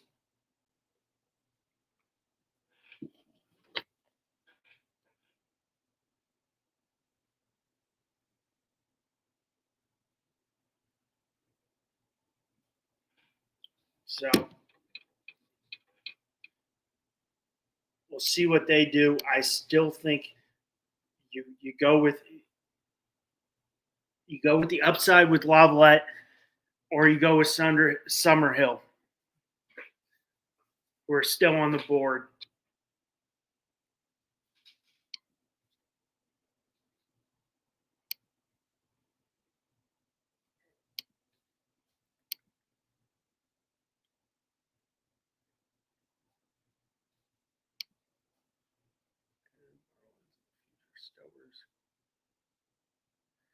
Be a solid outfield. Be a solid outfield. I don't know where the Marlins would be going. I mean, Marlins do have heavy pitching presence in the minors, so maybe they're trying to steer away from that, but you can never have enough pitchers. Yeah, we're at 23.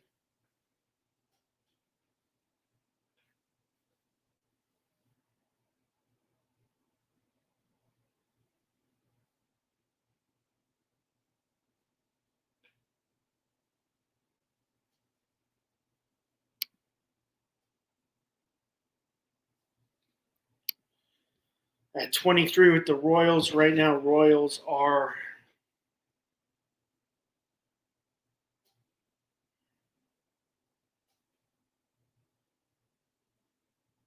$47-50.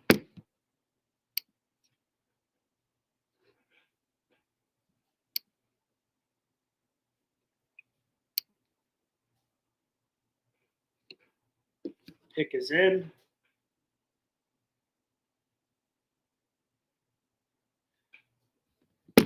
I'm going Brendan Summerhill is my projection. Brendan Summerhill from Arizona. That's my projection.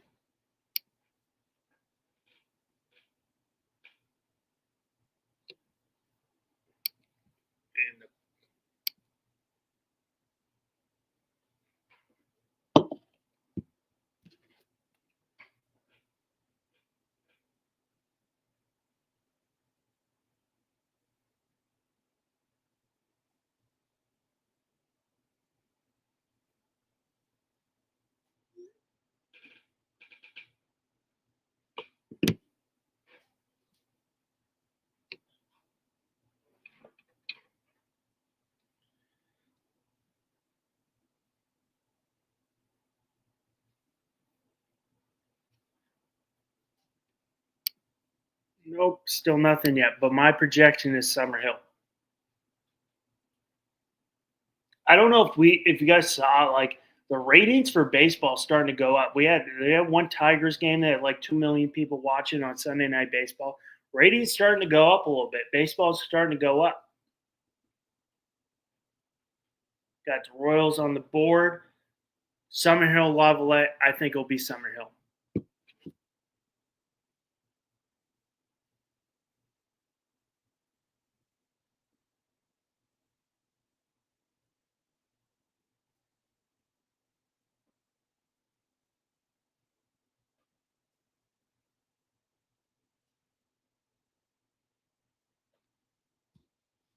And the pick is Seth Gamble from IMG Academy, right down the street from where I am. Seth Gamble. Let's see where they 23rd pick. They rate him as the 27th best player. So second baseman from IMG. So actually, that's here in Bradenton, Florida, where I live. Native of Iowa. But his family, summers, Gable used to go to Florida in the summers with his family. Don't blame him on that. Left-handed hitter has a smooth, repeatable swing with a knack for finding the barrel, controlling the zone, and doing damage to all field. Gaining strength, he's showing more raw power, should continue to leverage the ball and get more extra base hits. Above average runner, Gamble saw a lot of time in center field over the summer. There's some evaluators who lean towards more center field. He's listed as a second baseman. Some don't want to give up on him on the dirt. He's a Vanderbilt recruit. They comparison, they remind him of Bryson Stott, who was a first-round pick for the Phillies out of University of Las Vegas, Nevada.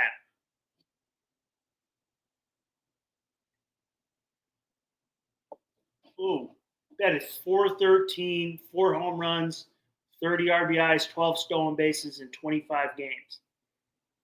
So right now, I'm really surprised we still have Brendan Summerhill, who they got ranked as the 16th best prospect, Wahiwa Aloy, the 17th ranked best prospect, and Jace Lavalette, who was considered the first overall pick in last year's draft, but had a down junior year.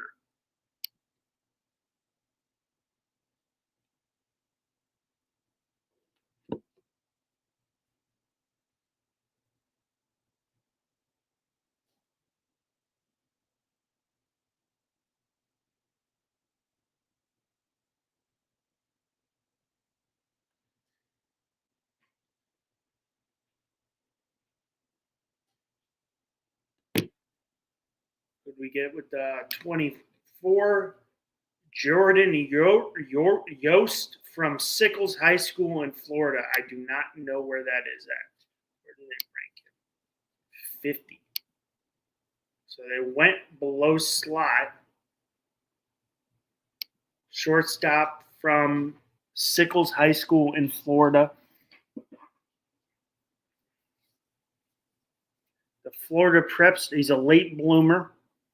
Showed well in the summer circuit and wasn't considered a prospect until recently. Added physicality in the fall. Oh, Sickles High School in Tampa, Florida. Okay. A left-handed hitter. Very good feel for the bat. Elite contact skills. Simple swing. Knows the strike zone really well. Has gotten stronger, but there's room to go for future pop. Plus speed, excellent baseball IQ. His commitments to Florida. So if he gets there, his older brother is there. Might be tough. But he wasn't thought of a pick. So Yost wasn't really thought to be the kind of guy who could go in the top 2 rounds. So it's definitely he jumped way up there. Right now we got San Diego on the clock. Want to see where Sickles High School is. Okay, Sickles High School, way up there. Okay.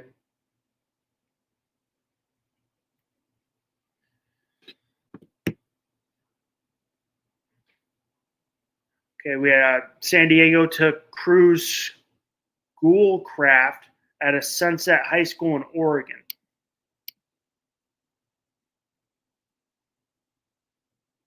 Left-handed pitcher, 6'8". Whoa. 60 fastball, 60 slider, 55 change, 50 control.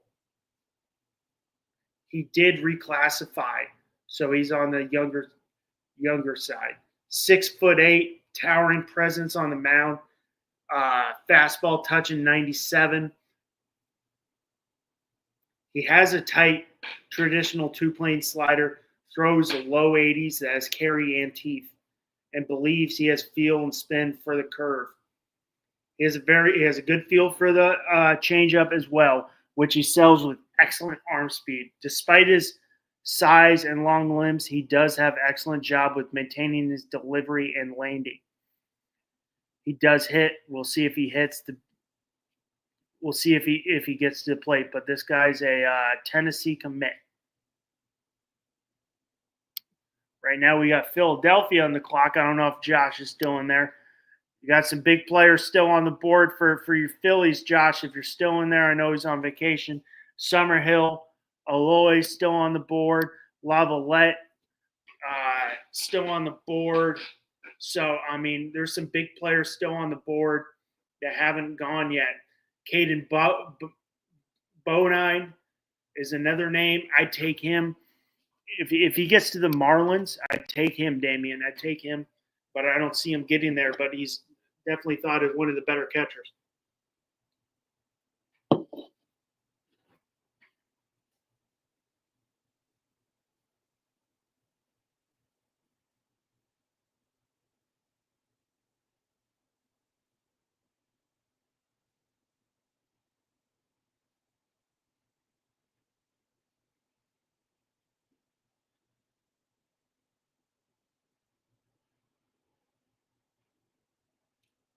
Phillies on the board.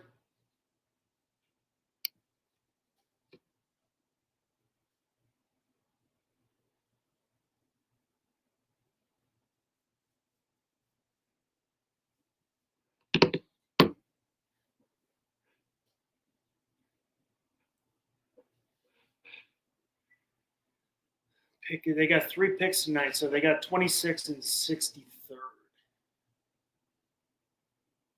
Not making it to 63, but it'll go through the comp.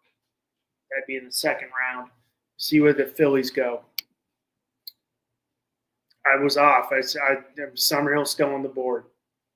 I still think you go Summerhill.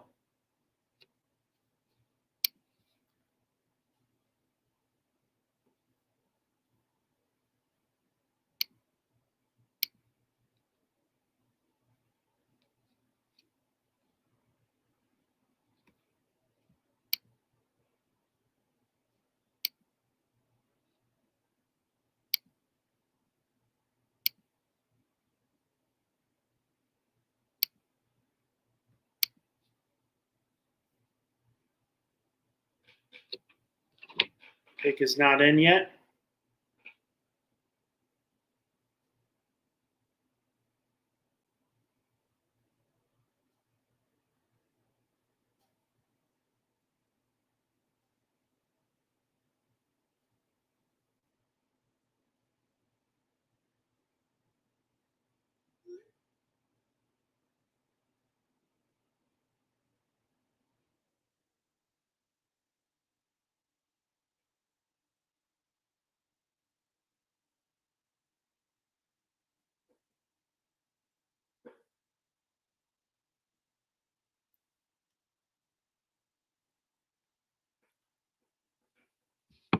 I'm still really surprised Aloy's on the board. I'm surprised Summerhill's on the board, and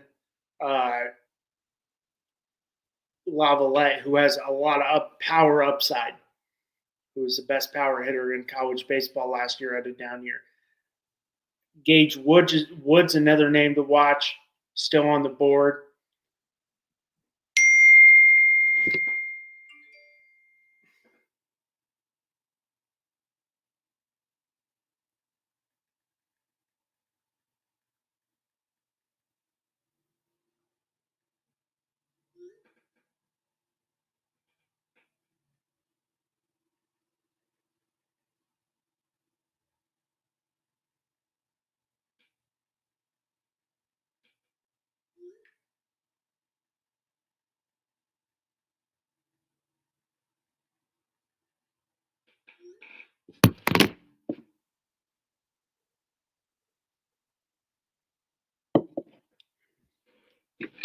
See what they do.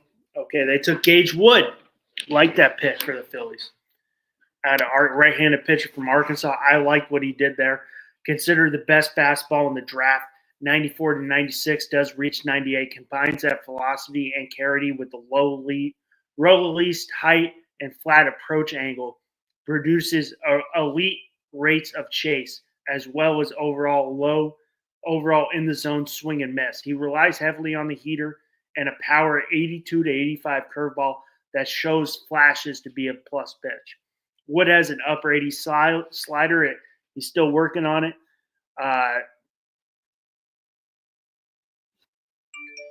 He has the ingredients to succeed as a starter, though, and I agree.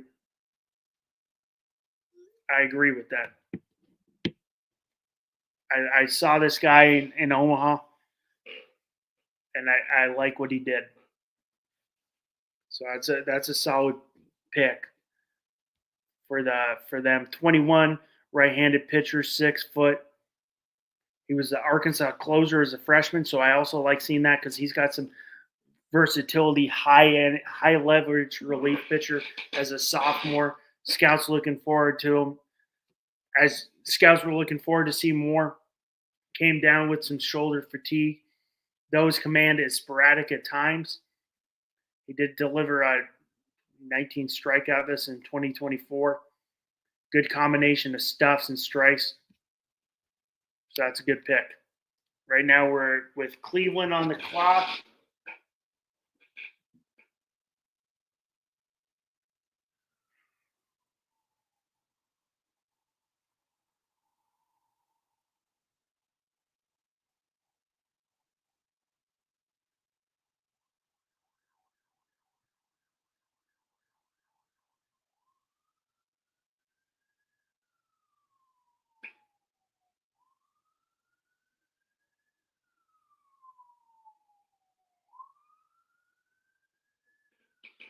Cleveland on the clock. I don't know where Cleveland will be going, but I'm seeing what are the Marlins comp picks today.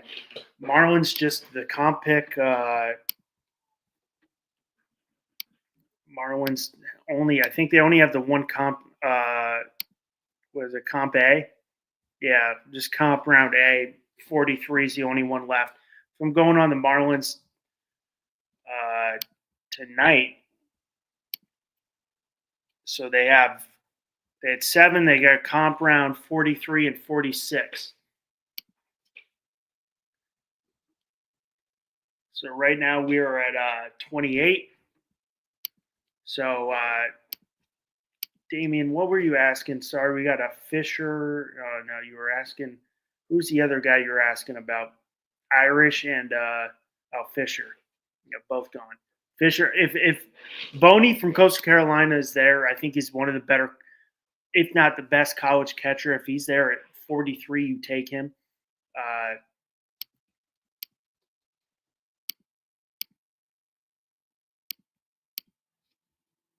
Round 1.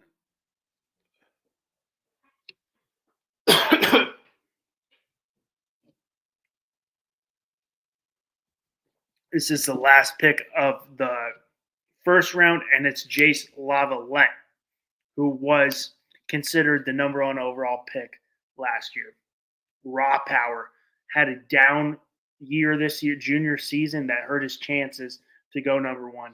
But he did set school records at Texas A&M, 68 home runs, 169 RBIs last in his career. Much raw power, crushes the ball, quick left-handed stroke, strength and leverage, impressive 6'6" frame. He also makes quality swing decisions, but he frequently swings and misses within the strike zone. Remarkably athletic for his size, poses solid run out of times out of the batter's box, even quicker when he gets going. He played outfield corners as a freshman, sophomore, played outfield out of the corners right field last year. Most evaluators are projecting him to spend the bulk of the career in right field. His power and solid arm strength fits well for right field. So, I mean, this is a guy who had a down junior year. Bonnie will be the Marlins' future catcher if he's there. But what about Joe Max having a solid career, a solid year in AAA? You think Bonnie will take over for Mac if that's the pick? You think because they got some good I think Augustin Ramirez ends up DHing. I just don't think he has it behind the plate.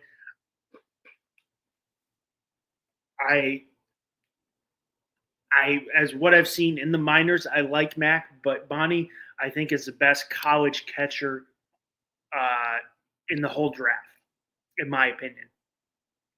What he did at Coastal Carolina. But I think Ramirez goes to DH. If Bonnie makes it there, that's a big thing. Right now, that was the last pick of the first round. Josh Hammond went 28th overall from Westerland Christian Academy in North Carolina. So what we're seeing, he went 28th overall. They had him rated as 26th best prospect. He is a 6'1" third baseman from high school in North Carolina. Raw power that plays to all fields, especially hard hit from the right side. His bat speed and strength should translate to 20 to 25 home runs a game, perhaps more if he learns to lift the ball more in the air. While his pop stands out than his pure hitting ability, he makes a better swing decision as he begins to leave pitching behind. So he did pitch. Has a thick lower half, 6'1" frame, Wake Forest recruit. Has enough ability and plenty enough arm strength to play at the hot corner. He does pitch, but he will not be pitching. He won't be pitching. So right now we're in the first comp.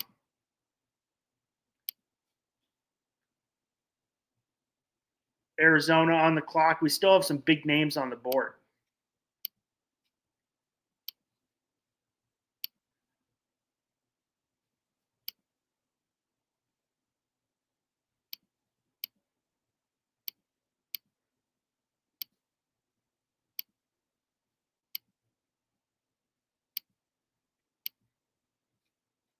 Still have some big names on the board. I'm seeing Aloy, who was a great Washington State transfer with Arkansas this year. I'm still seeing Summerhill still on the board.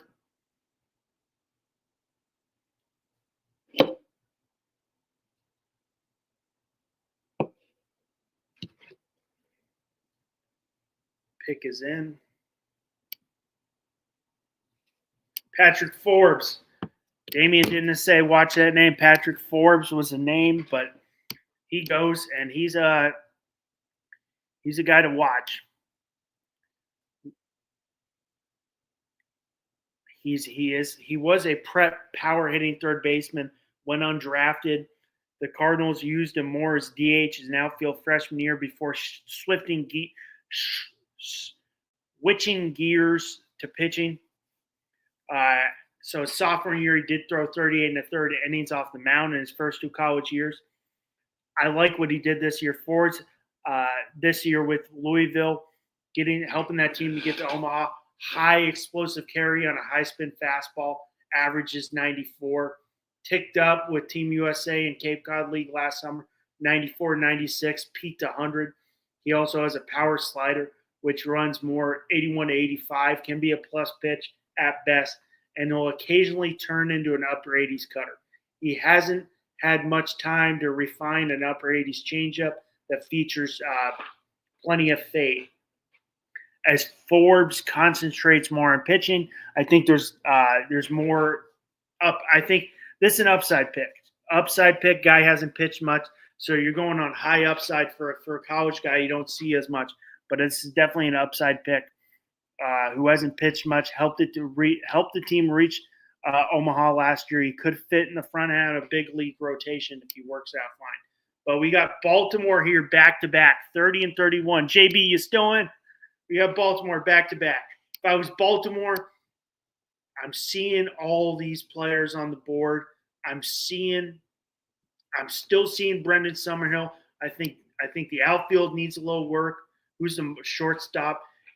I'm telling you, I don't know the Marlins system. The shortstop of the future is Iva Arquette. That's the shortstop of the future for your Marlins. That is the shortstop. Is it Edwards? I think Edwards is your shortstop right now, correct? Otto Lopez plays second, right? No, Otto Lopez. Arquette's going to be your shortstop of the future. Lopez, he can switch to second if he works out, or Edwards, but that's going to be your shortstop of the future. Orioles, you still got some big players on the board. You still have Eloy, who's got ability to play second too, got ability to play short and probably move to third. You still have Summerhill. I think Summerhill would be a good pick because the guy can play all three positions. The outfield, the Orioles outfield needs some. Caden Body, good pick, another catcher. So he's off the board. So we're getting you're getting all these Marlins guys going quick. Switch hitter, proficient from both sides of the plate, has some of the best contact skills in the draft. He has tremendous feel for the barrel and doesn't try to do too much, focusing on controlling the strike zone and drilling line drives from gap to gap. He rarely launches the ball in the air and has displayed little pop with the wood bat, though clubs are optimistic that he will be able to get like 15 homers a year. Bonnie lack of athleticism, they could see him move, but he is one of the better framers in college baseball. So he cleans up that cleans that up a little bit. Fringy arm strength, but has the quickness and release, which helped him erase 39% of base runners as a junior.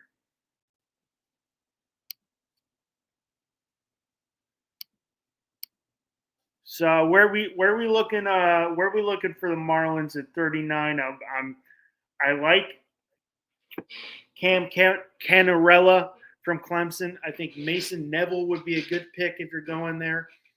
I think Riley Quick would be another one to look for. Either Anthony Eisen, Middleton, or Root, or you go all the way up to Florida, to Tallahassee, to Alex Luzzi. I messed up that name big time. I think Arquette stays at shortstop. At least I think there. I think he stays at shortstop, and you move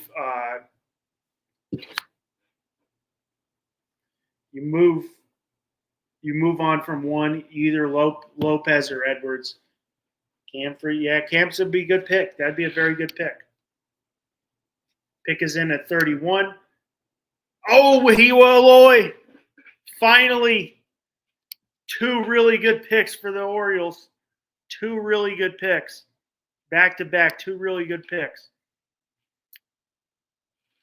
He's got unheralded recruit from Hawaii, played at Sacramento State. Finished third in the Cape Cod League with 8 home runs in 21 games.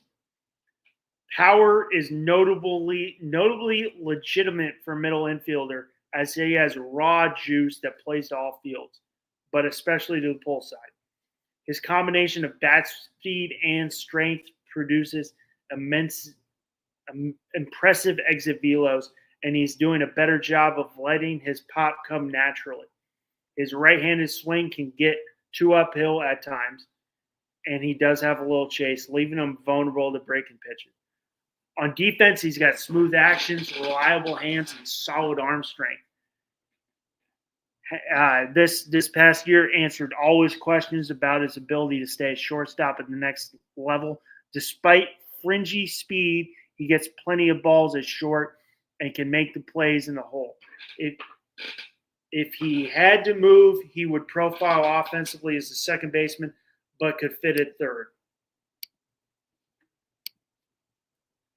Okay, so I think those are two very good back-to-back picks from there. Now we're in the last pick of the comp round, and it's Brady Ebel, So, Brady Ebel from Corona High School in Corona, California. That is, if you're doing any look, that is their third pick. I'm going to jump. So, going on the Corona, I know we got Seth Hernandez, who was picked in round 1. Seth, let's go on a little by Pittsburgh.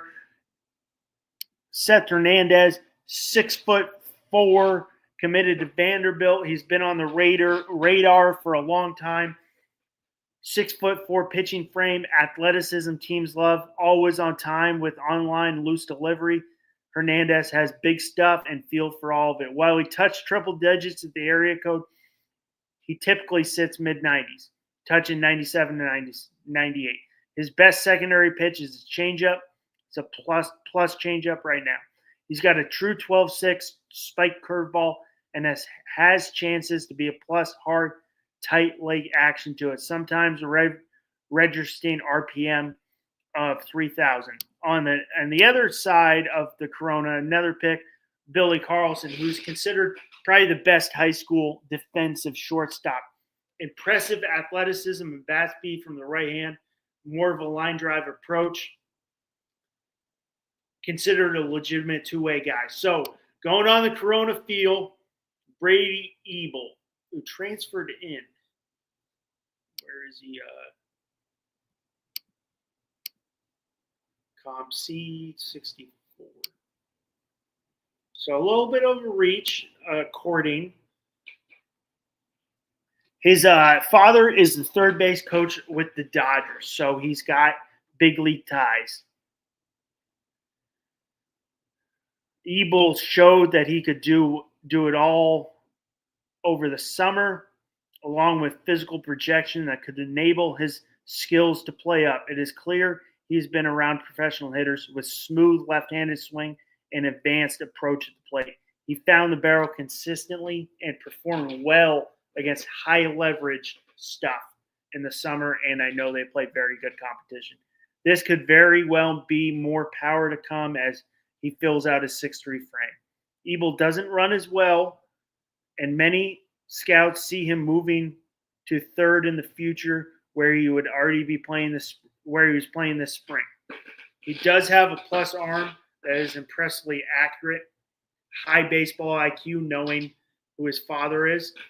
So, I mean, was a little higher. We're starting to see Marcus Phillips now gets picked by the Red Sox. Hey, South Dakota high schooler. Phillips can blow hitters away with 96 to 98, touching 100 fastball, compensating for his lackluster shape with this deceptively low release height and plenty of carry and extension. His slider parks in the mid-80s. He doesn't use his low 90s changeup very often. At 6'4", has a build and reminiscence of Coomer Rocker and is more athletic than the former number 3 overall pick. He gets down the mound well and has improved his control as a junior, though he doesn't have the smoothest arm action. He may never be more than have fringy command. Right now, Detroit at 34. Norby at third, Arquette at short, Edwards at second. First base. Yeah, first base is a question for I think that's good. You Lopez or Edwards at second. The first base is a question. Catcher would be Joe Mack. I think that's a solid infield. Damian.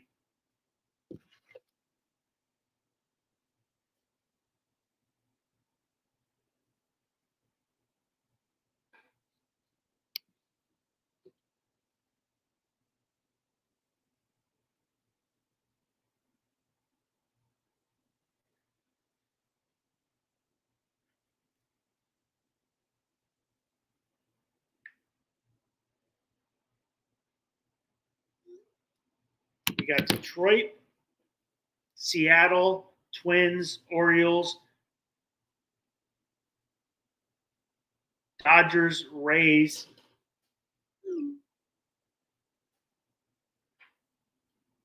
Michael Oviedo from Happers Paz High School in New York. Oh, whoa. This guy's not even on. So, who is it? Detroit took this guy.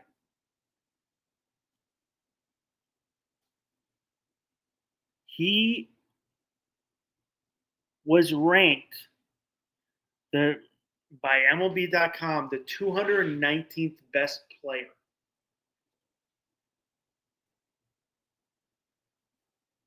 Those who like, especially those who swing, saw him in Jupiter. There's not much on this guy. We don't know if he can stick behind the plate, but just to go to show you, this guy was ranked the 219th best player. The approximate pick value for this selection would be $2.83 million. That's a definite below the slot pick. He is committed to Yale. So I don't even know if this guy makes it to what do we think? I don't know if this guy makes it. Let me check, Damien. Well, it goes on all the way tonight. I think we got the first.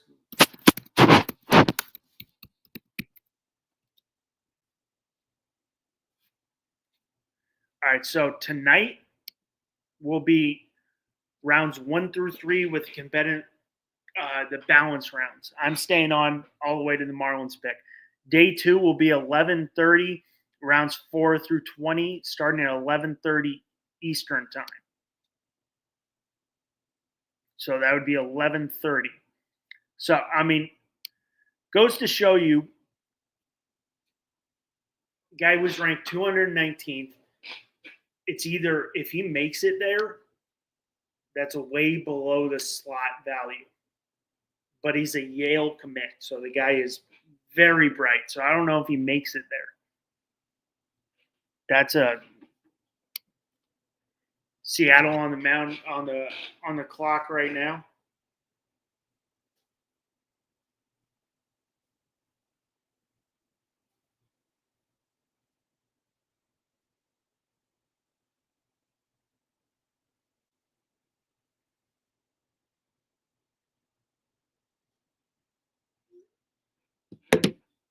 Luke Stevenson from North Carolina. I like that pick too. So let's get back up to the top of the rankings.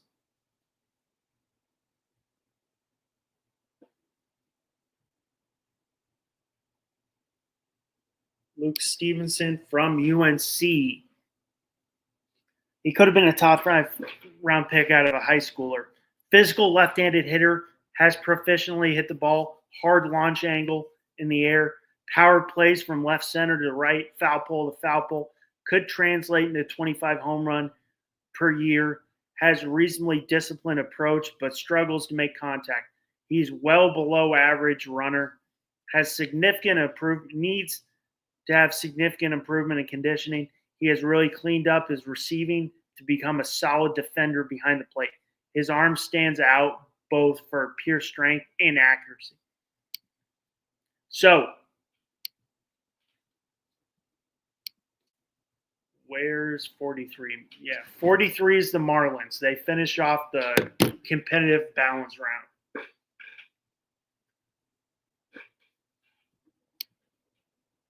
I'm seeing a lot. I'm telling you, if Summerhill, I know you like Canarella, but if Brendan Summerhill is on the board, I hope he's not. I would take him in a heartbeat. He's the 16th ranked player. I take him. I watch. I'm an Arizona based. Arizona is my college team. Arizona. I would take Summerhill. Twins on the board right now.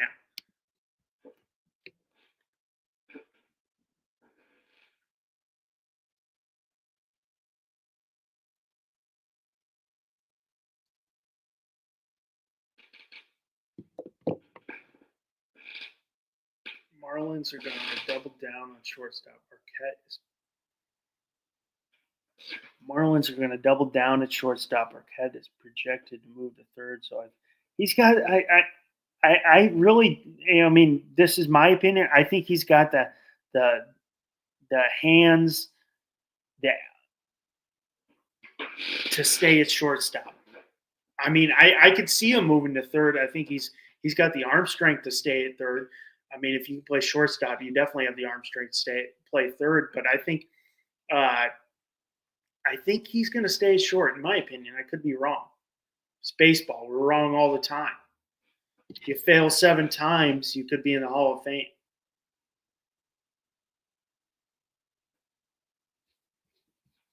Let's see what we got. Ryan Quick from Alabama for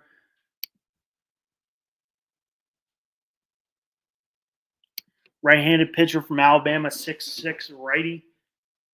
Quick has power stuff, beginning with his heavy sinker, which is 96 to 97, top in 99. And the 6'6", 255-pounder holds velocity throughout his starts. Mid-80s slider, wipeout offering with 2-plane depth, and he could turn it into a cutter that climbs 95. He also flashes a solid 80s changeup. Quick's fastball and slider grade is plus.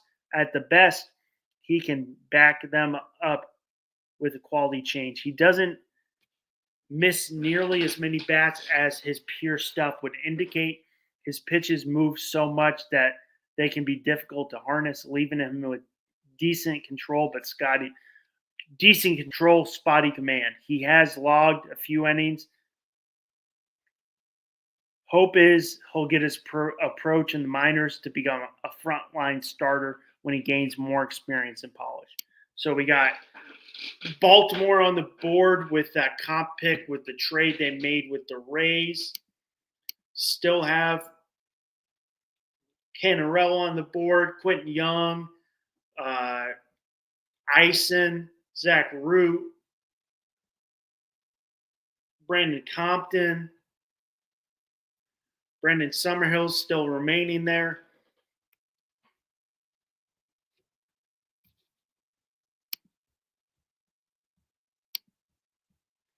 They go with Slater DeBrune from Summit High School in Oregon.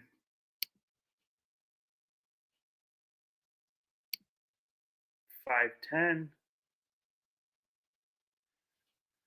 He first jumped off the radars as an underclassman in Jupiter. Profile took a step forward. He has a very impressive bat-to-ball skill with advanced approach, eye at the plate, understanding that his job is to put the ball in play. Well above speed on the base path. Power never may be a huge part of his game, but a 5'10" frame, you can understand that. He has speed, also a huge asset in the outfield. He has plus range, an excellent defender.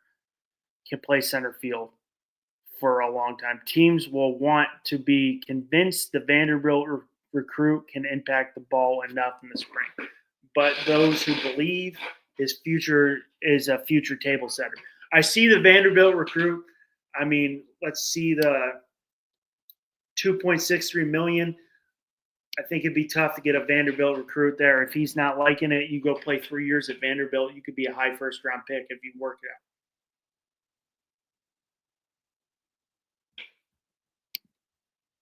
So we got the Dodgers on the board. The Rays.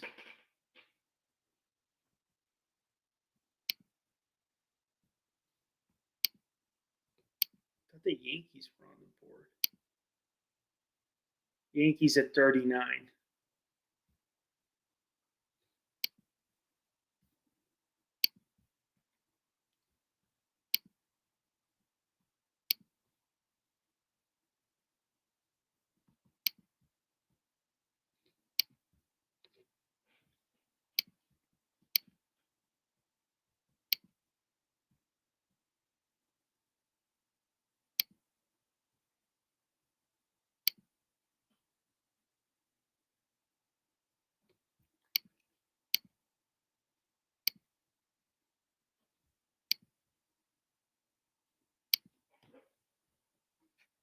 I don't like how this kind of jumps. Mets are on the board right now.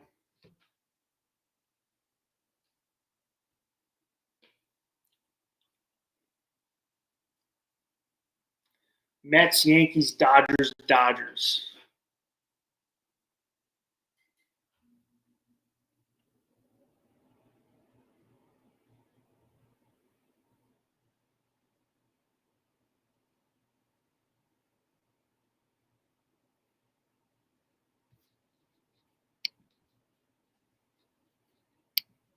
Dodgers just made a pick. Who'd they take? Oh, Mets are on the board. Mets on right now. Mets, Yankees. Let's see who the Mets go with.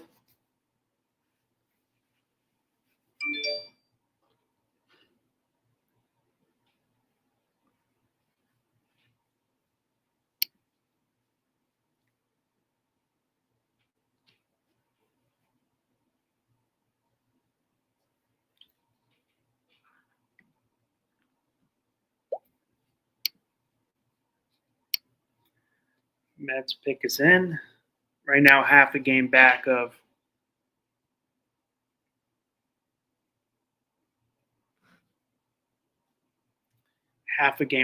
Philadelphia.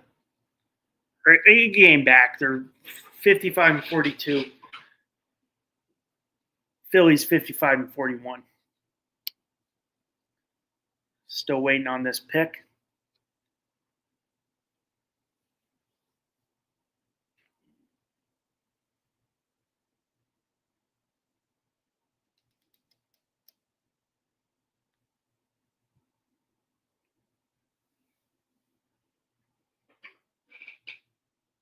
Pick is in.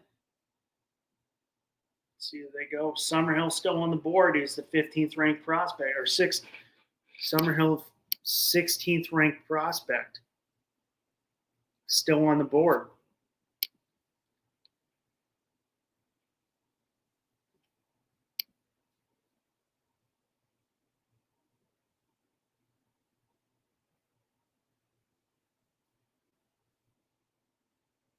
I don't know if this isn't real talk, Finn's talk. Summerhill, Taylor, Neville Canarella still on the board. Zach Root still on the board.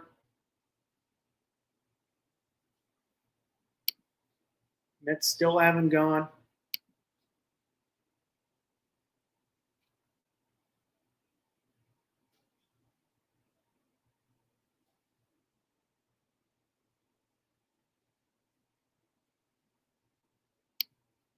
Went Mitch Voigt from high school in Michigan, 63rd ranked prospect. Second baseman from high school in Michigan. Now he's a full-time hitter, has significantly improved his bat-to-ball skills, making better swing decision and barrels the ball more regularly. Right-handed stroke can get rotational side and become a little pull-happy. But he also hits the ball hard to all fields. Good launch angle in the air. He has power that plays from left field to right center and could produce 15 to 20 home runs. Voigt has plus speed, makes him a base stealing threat, and gives him range at second base. Scouts have plenty of surprise with how quick he has become as a reliable defender. He has strong arm. He is a pitcher, but he's going to stay in the outfield. What's this guy from? He's from the University of Michigan. See, Yankees finally on the board. Who do we go? Bobby Finstock in the house. What is up, dude? How we doing? Bobby's first time on the On Deck podcast. How we doing tonight, Bobby? Man, I'm doing all right. I'm doing okay. Forgive me. I know you've been killing it for the past almost 3 hours covering the Major League Baseball draft round 1. I mean, my goodness, I think 40 picks, right? Is it 40 picks? We're on just 39 right now. So forgive me for everyone, And you got to Mass. I went, yeah, man, yeah. That's what I was doing. Important thing, you got to get to Mass. That's right. Yeah, did my thing, and and I'm home, and I was taking care of something with my son, and I know you had messaged me before, and so I was like, you know what? Yeah, I could hop on for a few minutes later. Let me go and run and do that. And so we had a good group here. Very surprising as I thought there would be no one here, and everybody showed up and had. Ain't that cool, man? I mean, the support. Alex stayed on for a while, I noticed. Q and Will, I mean, just awesome dudes. And I'm forgetting the next gentleman, the other gentleman that was there, but I was really happy to see that the guys showed up and showed out and they supported you. And, it looks like it's been an eventful draft. The Marlins, talk to me about Arquette, because I was thinking, you know me, I've been honest with you with, I don't follow it as much as you do in regards of the prospects, but the guy, the one that I was thinking about, that I don't know why I felt shortstop. I did. And it was Eli Wellitz was the guy that was that was the name for the Marlins all the way till today. And that was the name and then all of a sudden today there was rumblings he was going 1. But this guy that they got, Arquette, it's no slouch. I mean, but he's huge, dude. 6'5", 220. I saw him. I saw a lot of SEC, ACC. So once they got to the regionals, I saw him, and I'm like, holy crap, this guy is impressive with his size. I mean, and he's got pop to all fields. And that's the thing, because when you see the size, like, when it comes to football or basketball, I love size. When I see there's a shorter guy, I'm like, so of course I'm looking at that. When I saw he was I knew of Arquette, but I didn't think that I was like that. I didn't know that. I was like, I don't think Marlins with him. But when I saw his size, it was really, it's attractive to me as when I'm looking at a prospect for any sport. But it's great to see a guy, a kid, play to that size. And that's something that I noticed especially when I said, let me look up on him very quick after I got out of church, and I'm waiting for everyone to get suited in the car. I'm reading up on him, and I'm like, yeah, he's a power bat. So talk to me about him, man. First time I saw him, I was like, all right, this guy's going to play third base. But the action and the quickness can stay at third base. And the baseball IQ is there. And I put out a tweet. I was like, the first name I put, I'm like, Iva Arquette. I'm like, I think this guy fits. Especially, you're probably pretty excited. The way the young Marlins are looking right now, they're obviously playing with like no care in the world because they have no expectation. But I think if you look at the Marlins in recent years, they go for those high leverage high school guys.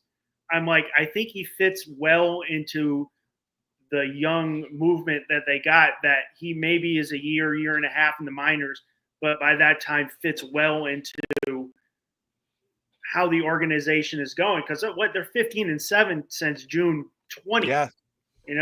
Yeah. So I'm like, this is a guy who could be your future shortstop. Anthony said third base, but I think he's got ability to play shortstop.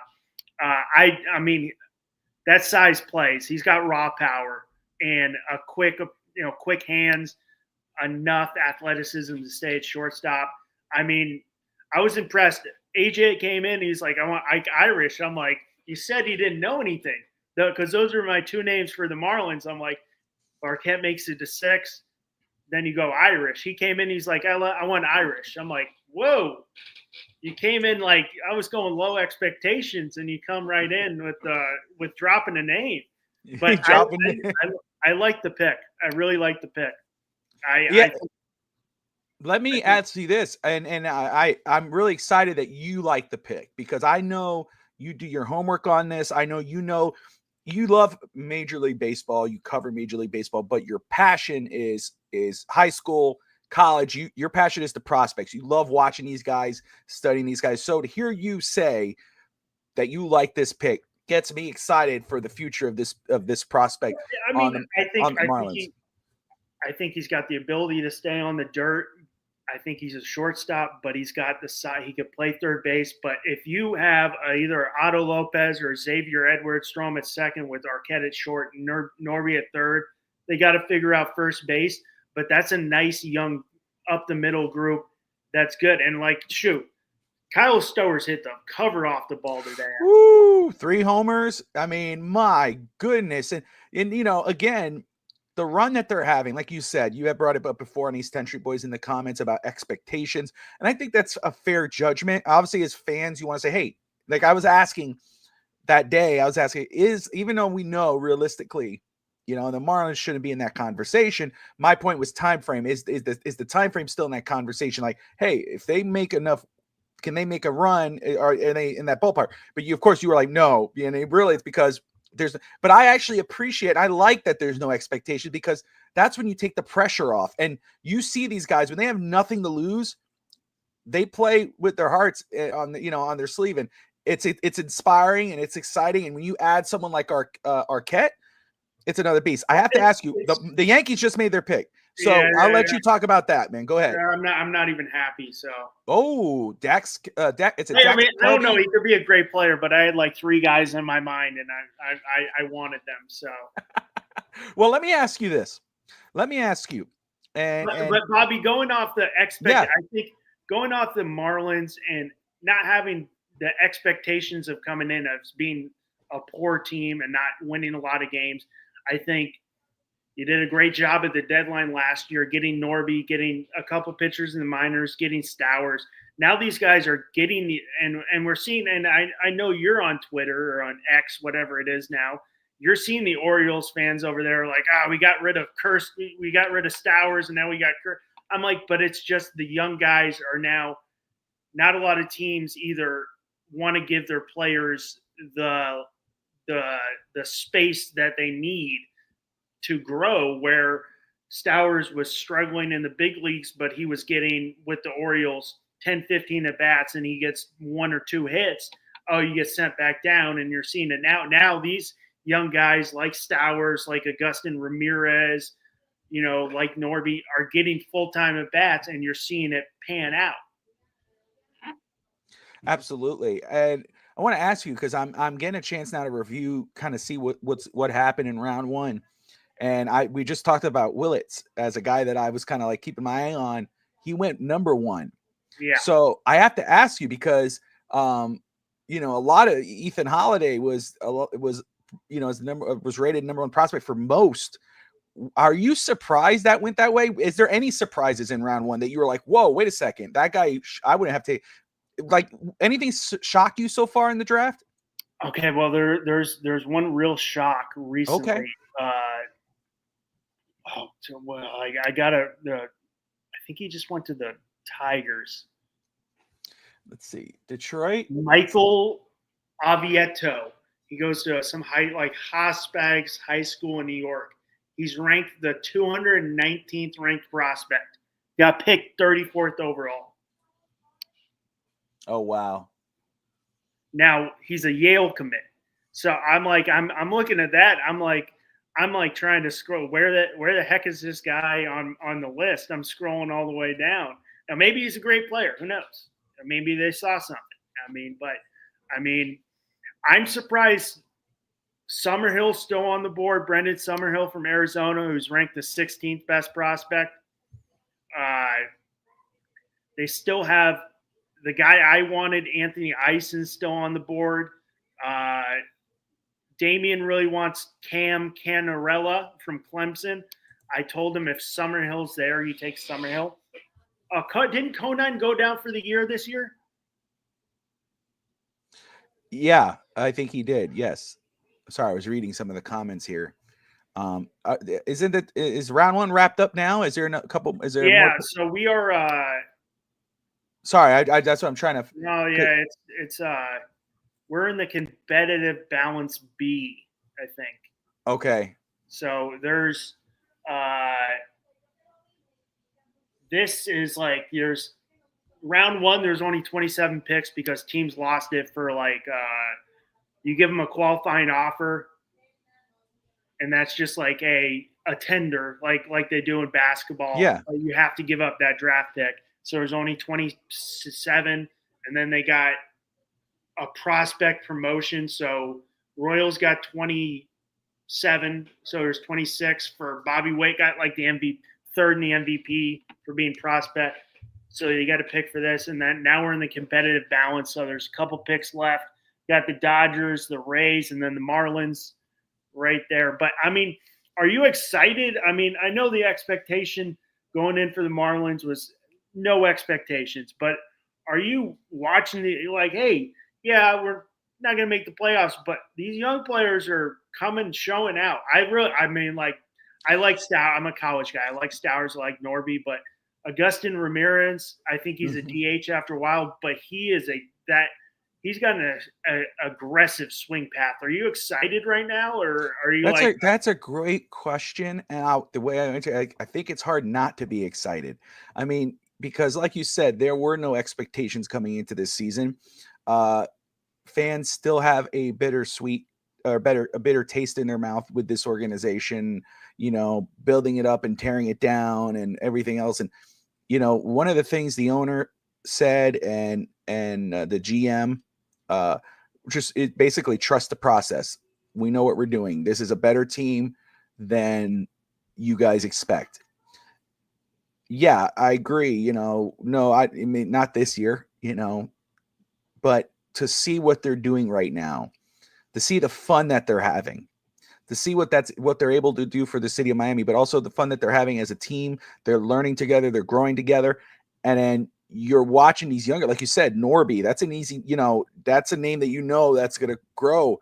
But the other guys that are just continuing to grow and get better. And there's a certain vibe about the Marlins right now that's exciting to see. And so when you add a bat and the size of Arquette, and obviously not this season or whatever, I don't know the time frame as you do when it comes to the prospects and whatever, but when you add that, it's easy to get excited about what the Marlins are doing this year and what they could be maybe going forward with the young group.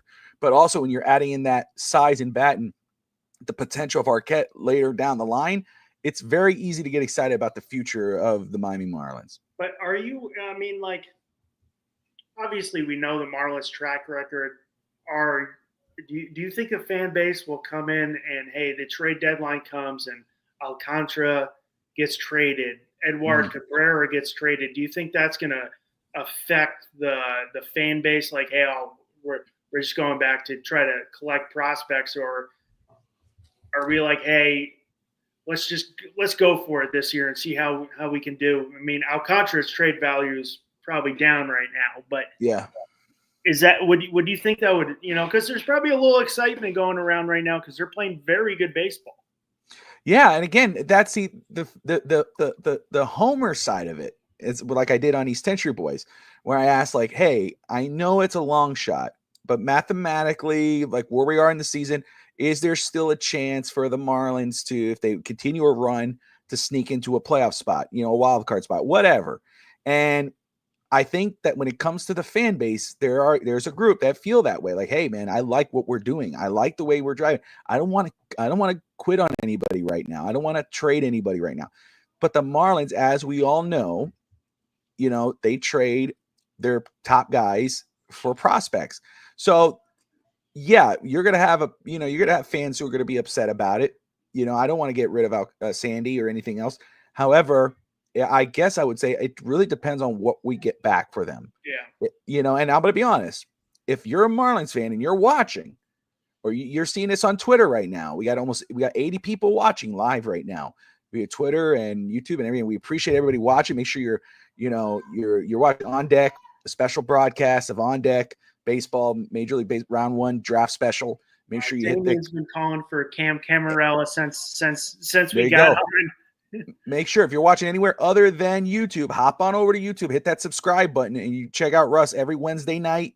Or now it's Sunday right now, right? Yeah. And Sundays right now. But it's cool. Wednesdays, Sundays, he's on. But let me tell you something. If and when any kind of trade goes down with the Marlins, if Marlins are getting back prospects, before you all lose your shit, forgive me, before you all lose your mind, we traded this guy, come to On Deck. Listen to what Russ has to say. Russ will let you know how to feel about this prospect. If there's anybody that knows what the hell they're talking about, it's Russ Morgan on Deck. My best. I appreciate it. I don't think Alcantara would get traded. His value is just too low. But okay, Marlins, right? The Marlins are up next, I think. Yeah, they're right now. Sam Summerhill just came off the board. Yeah, I know. I saw that. That was who I was saying the Marlins would get. But I mean, if you trade Sandy for because right now he's like a 7+ ERA, so his value is really low. I would just go. I mean, he's still 27 or 29. He's young, yeah. He's young. I mean, like if he can get it back, trade him in the offseason. But I mean, I would see. I know. Was it Edward Cabrera? They want a high prospect deal for them. I'm like, and I'm not a Marlins fan. I'm a Yankees fan. I love baseball, but I'm like, go for it. Whatever. What do you got to lose? It's not like you're playing for draft picks like you're in the NFL. I mean, and at one point, the Marlins did have a large fan base. They were packing out that football stadium at one point. Yeah. No, they were. And again, it's just mistrust and fool me once, shame on me, fool me twice, shame on you, fool me 3 times, I'm an idiot. And so fans but I'll just say there is a passionate fan base still with Miami, and especially in the Latin community. And I think if you build it, they will come. The famous baseball movie with Kevin Costner, Field of Dreams. If you win, they will come. And I think that if and when the Marlins start winning again, you're going to see that stadium, be packed in Miami. And so, and I think it kind of goes into. Here you go. Here you go, Cam. They got Damien's happy. That's the guy he's been calling for since 6 p.m. So there you go, Damien. You got your guy, my man. Let's see. What is he? A pitcher? No. Outfielder. Got it from Clemson. I see him now. Sorry. Good bat to ball skills. Good line drive approach. Personally, for me, when I go to my scouting reports and I see scouts saying his approach is a line drive approach, I love that because I'm an old school baseball. I don't like launch angle. I'm like, give me a good line drive approach, a guy who can go gap to gap and put the ball in play. I think baseball has changed now. I get it. We're trying to get fans back in it, and baseball's got better. It's starting to get bigger. We've had, the ratings are going up, but I'm like, after a while, I'm sick of seeing these guys hit 240. So like I told NFE and all those guys, I'm like, if I see a line drive approach on a scouting report, that means he's got good bat to ball skills, good contact skills, good feel for the strike zone. I mean, guys quick, good defense. I'm a big defense guy after the Yankees. Yeah, he's 21 years old, 6 feet, 185. It's everything that I'm reading here. I mean, exactly. I mean, it's like, my goodness, dude. Everything you're saying is there. It's crazy. This again. But one thing this here that I really like that I see here is he's fast. Yeah, steals 24 bases as a freshman. I was watching the UCLA game, and the first scout who kind of took me under his wings, this guy Dan Houston, with the Brewers, and he'd been around. And all the scouts told me, he's like, oh, he doesn't like to sit next to anybody. Like he doesn't like that. I chatted him up. He's like, Russ, you're going to the UCLA game on Saturday. I'm like, yeah, I'll be there. He goes, you're sitting down with me right behind the plate. I'm like, all right. And like every scout I talk to, he's like, no, he doesn't like that. He likes to sit by himself. This is his spot. You don't sit by him. This is his area. He's like, no, sit with me and we'll watch the game. We were watching a guy, Coach Garrett Mitchell, hard 90 down the line. We're timing him. He goes, what'd you get? I got this. He got a little better because he was like quick with the timer. And he goes, that's a 70 grade runner. I go, why? He goes, did you see his head? It's like this. It's on an even plane the whole time. His head doesn't move when he's running down the line. And he's like 70 grade runners, like insane. That's so cool. I love those little things, man. Those little things, and to learn that from someone that you respect, and that's really cool. And that's now something to look for when people are watching. Is that right there? Look at his head. Look how he's running. I love that. It was cool. I'm like, this is an older guy. I just want to get to know you and ask you a few questions. Then I talked to a few others, like, that's Dan Houston's spot. No, you don't sit right there at any game. That's where he sits. He sits in the row by himself, and then he's like, "No, Russ, you're gonna come hang with me." That's awesome, man. Oh, sick! The nice one, the few guys I remember. I wish I still was in touch with them, but but I think they had a good draft. Marlins had a good draft.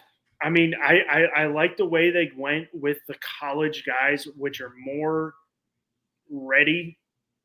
Their floor is they have a better floor, where the high school guys you're getting more upside and projection, but the floor is there. I'm like, and look, Norby's a college guy, Stowers is a college guy. I mean, but you're getting a more mature player too when they come into the game.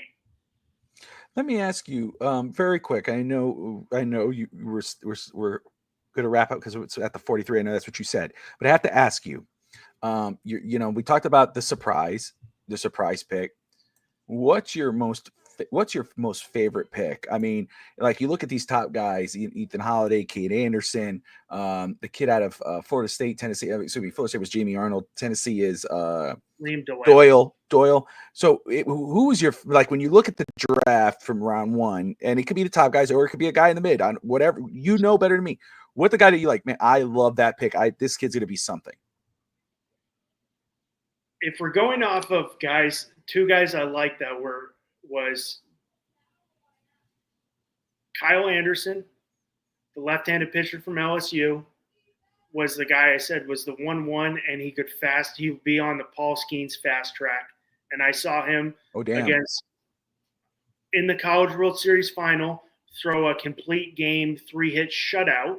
And then his first game in the College World Series, he threw 1-run 3 hits in game 1. So in the game 1 of the finals, he threw a 3-hit shutout against Coastal Carolina. If you don't know, Coastal Carolina is a very good baseball school, the only sport they're good at.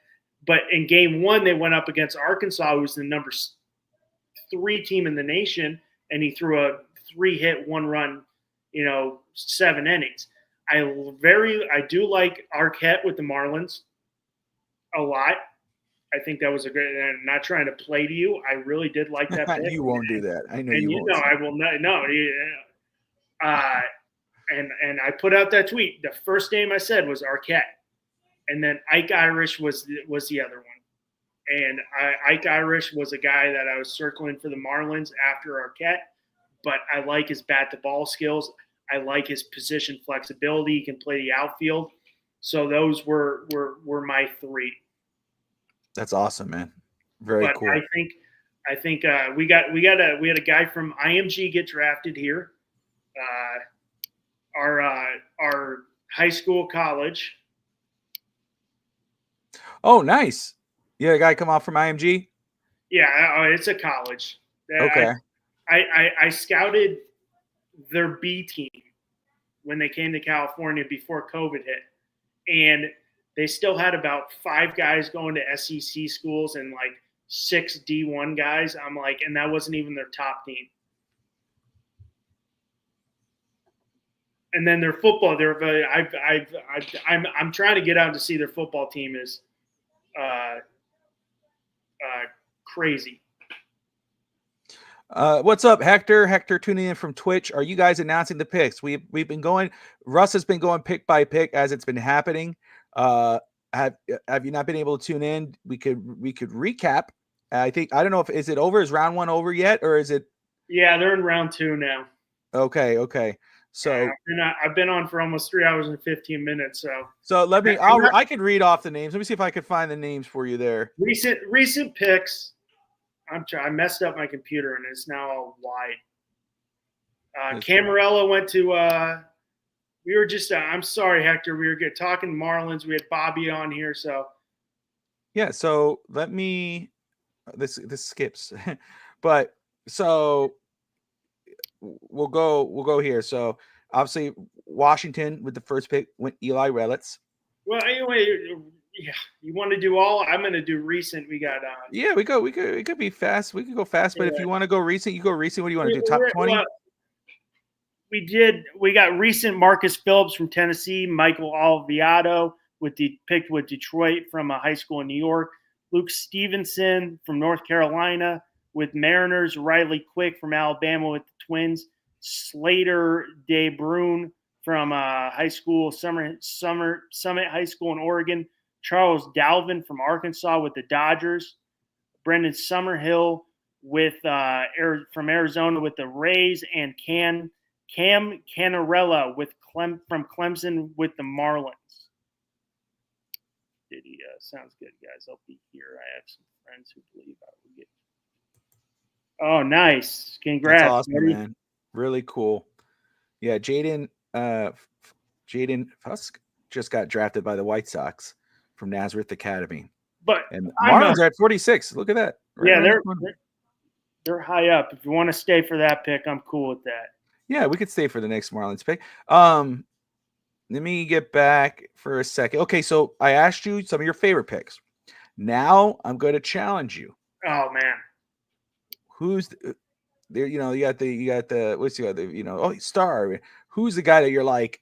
He's hyped, but I hate to use that word, but I'm going to do it just because it's a draft show. Bust material. Who's that guy you're like? He's highly rated, but you don't feel comfortable with him. All right. Alex asked me the same thing. Oh, interesting. Okay. He was kind of like, we grew up together, so he's. I don't know if there in baseball there's a lot of bust material because of the Gustavo Melendez. No, I'm not aware of Gustavo Melendez, but I'm Bobby Melendez, so he might be a cousin. I'm not sure. So that's pretty cool. I'm definitely gonna check him out. Let's find out who Gustavo is. I gotta root for Gustavo, man. That's pretty cool. I don't know if there's a lot of bust as opposed to NBA or NFL similarity because of what you have to go absolutely through. Yeah, I get that. But the one name I think could bust, who was supposed to be the number 1 overall pick last year, is Jace Lavalette, who had a very down junior year from Texas A&M. But I think he's got a little too much swing and miss. A lot of raw power, broke Texas A&M's home run record with 68, but had a very down year. Okay. But a lot of swing and miss in his bat. Let's see here. And that was from Texas A&M. Who was that? Yeah. Jace Lavalette. Oh, yes. He could have been the huge number 1. Dude. He's huge, but he's got a lot of swing and miss in his bat. And then the 19th Schoolcraft. Did he get drafted? Who? Schoolcraft. He got drafted. Yeah. So, yeah, look at that. Damian, thank you, Damian. Yeah, he's from Puerto Rico. Okay. He may be. I'm a Puerto Rican Melendez. So, so there you go. He may be a cousin, man. All right. I'm rooting for Gustavo, man. Let's go, Marlins. Get Gustavo. Let's get him. Get my cousin. No, that is so cool, man. That is so cool. Hector, first off, I don't know if this is your first time. They got Braden Compton from Arizona State. Say who's that? I'm sorry. Braden Compton. Oh, okay. From Arizona State, 6'1" outfielder. Lefty, strong, thick, impact from the left side of the plate. They say he reminds you of Cole Calhoun. Oh, interesting. Okay, there you go. So there you go. That was the pick 46. Okay. I think outfielder from Arizona State. Hector, I just want to tell you, man, if this is your first time watching, you're watching on Twitch, hop on over, brother, to YouTube, FinSock Sports Network. Hit that like and subscribe button and join us. Russ is on Wednesdays, Sundays, talking baseball. We talk all sports, my man. We'd appreciate it. And maybe, hey, one of these days, maybe you could pop in and talk baseball with Russ. That'd be pretty cool, my man. So, and good luck to your friend Gustavo, my adopted cousin at this very moment, as we wait for him to get drafted. But anyway, I'm getting tired. I'm not. I hear you, brother. Yeah, wrap it up, my man. I'm not like Q. I might have to get up to use the restroom. Q's that dude's legit. Comes to this, he's a soldier. That dude can't. He went through the whole 8 hours of day 3 of the draft, NFL draft. I never saw him get up once. So, but Want to thank everybody who tuned in tonight for the live draft episode. Want to big shout out to everybody from the FTSN family. AJ from East 10th Street Boys, Q, my boy from College Blitz, Will from 305 Sports Now, NFE from the Strike Zone, and my boy Bobby Finstock coming in late to talk a little Marlins. This is On Deck here on FTSN. I'm Russ Morgan. I hope everybody has a great night. Later, guys.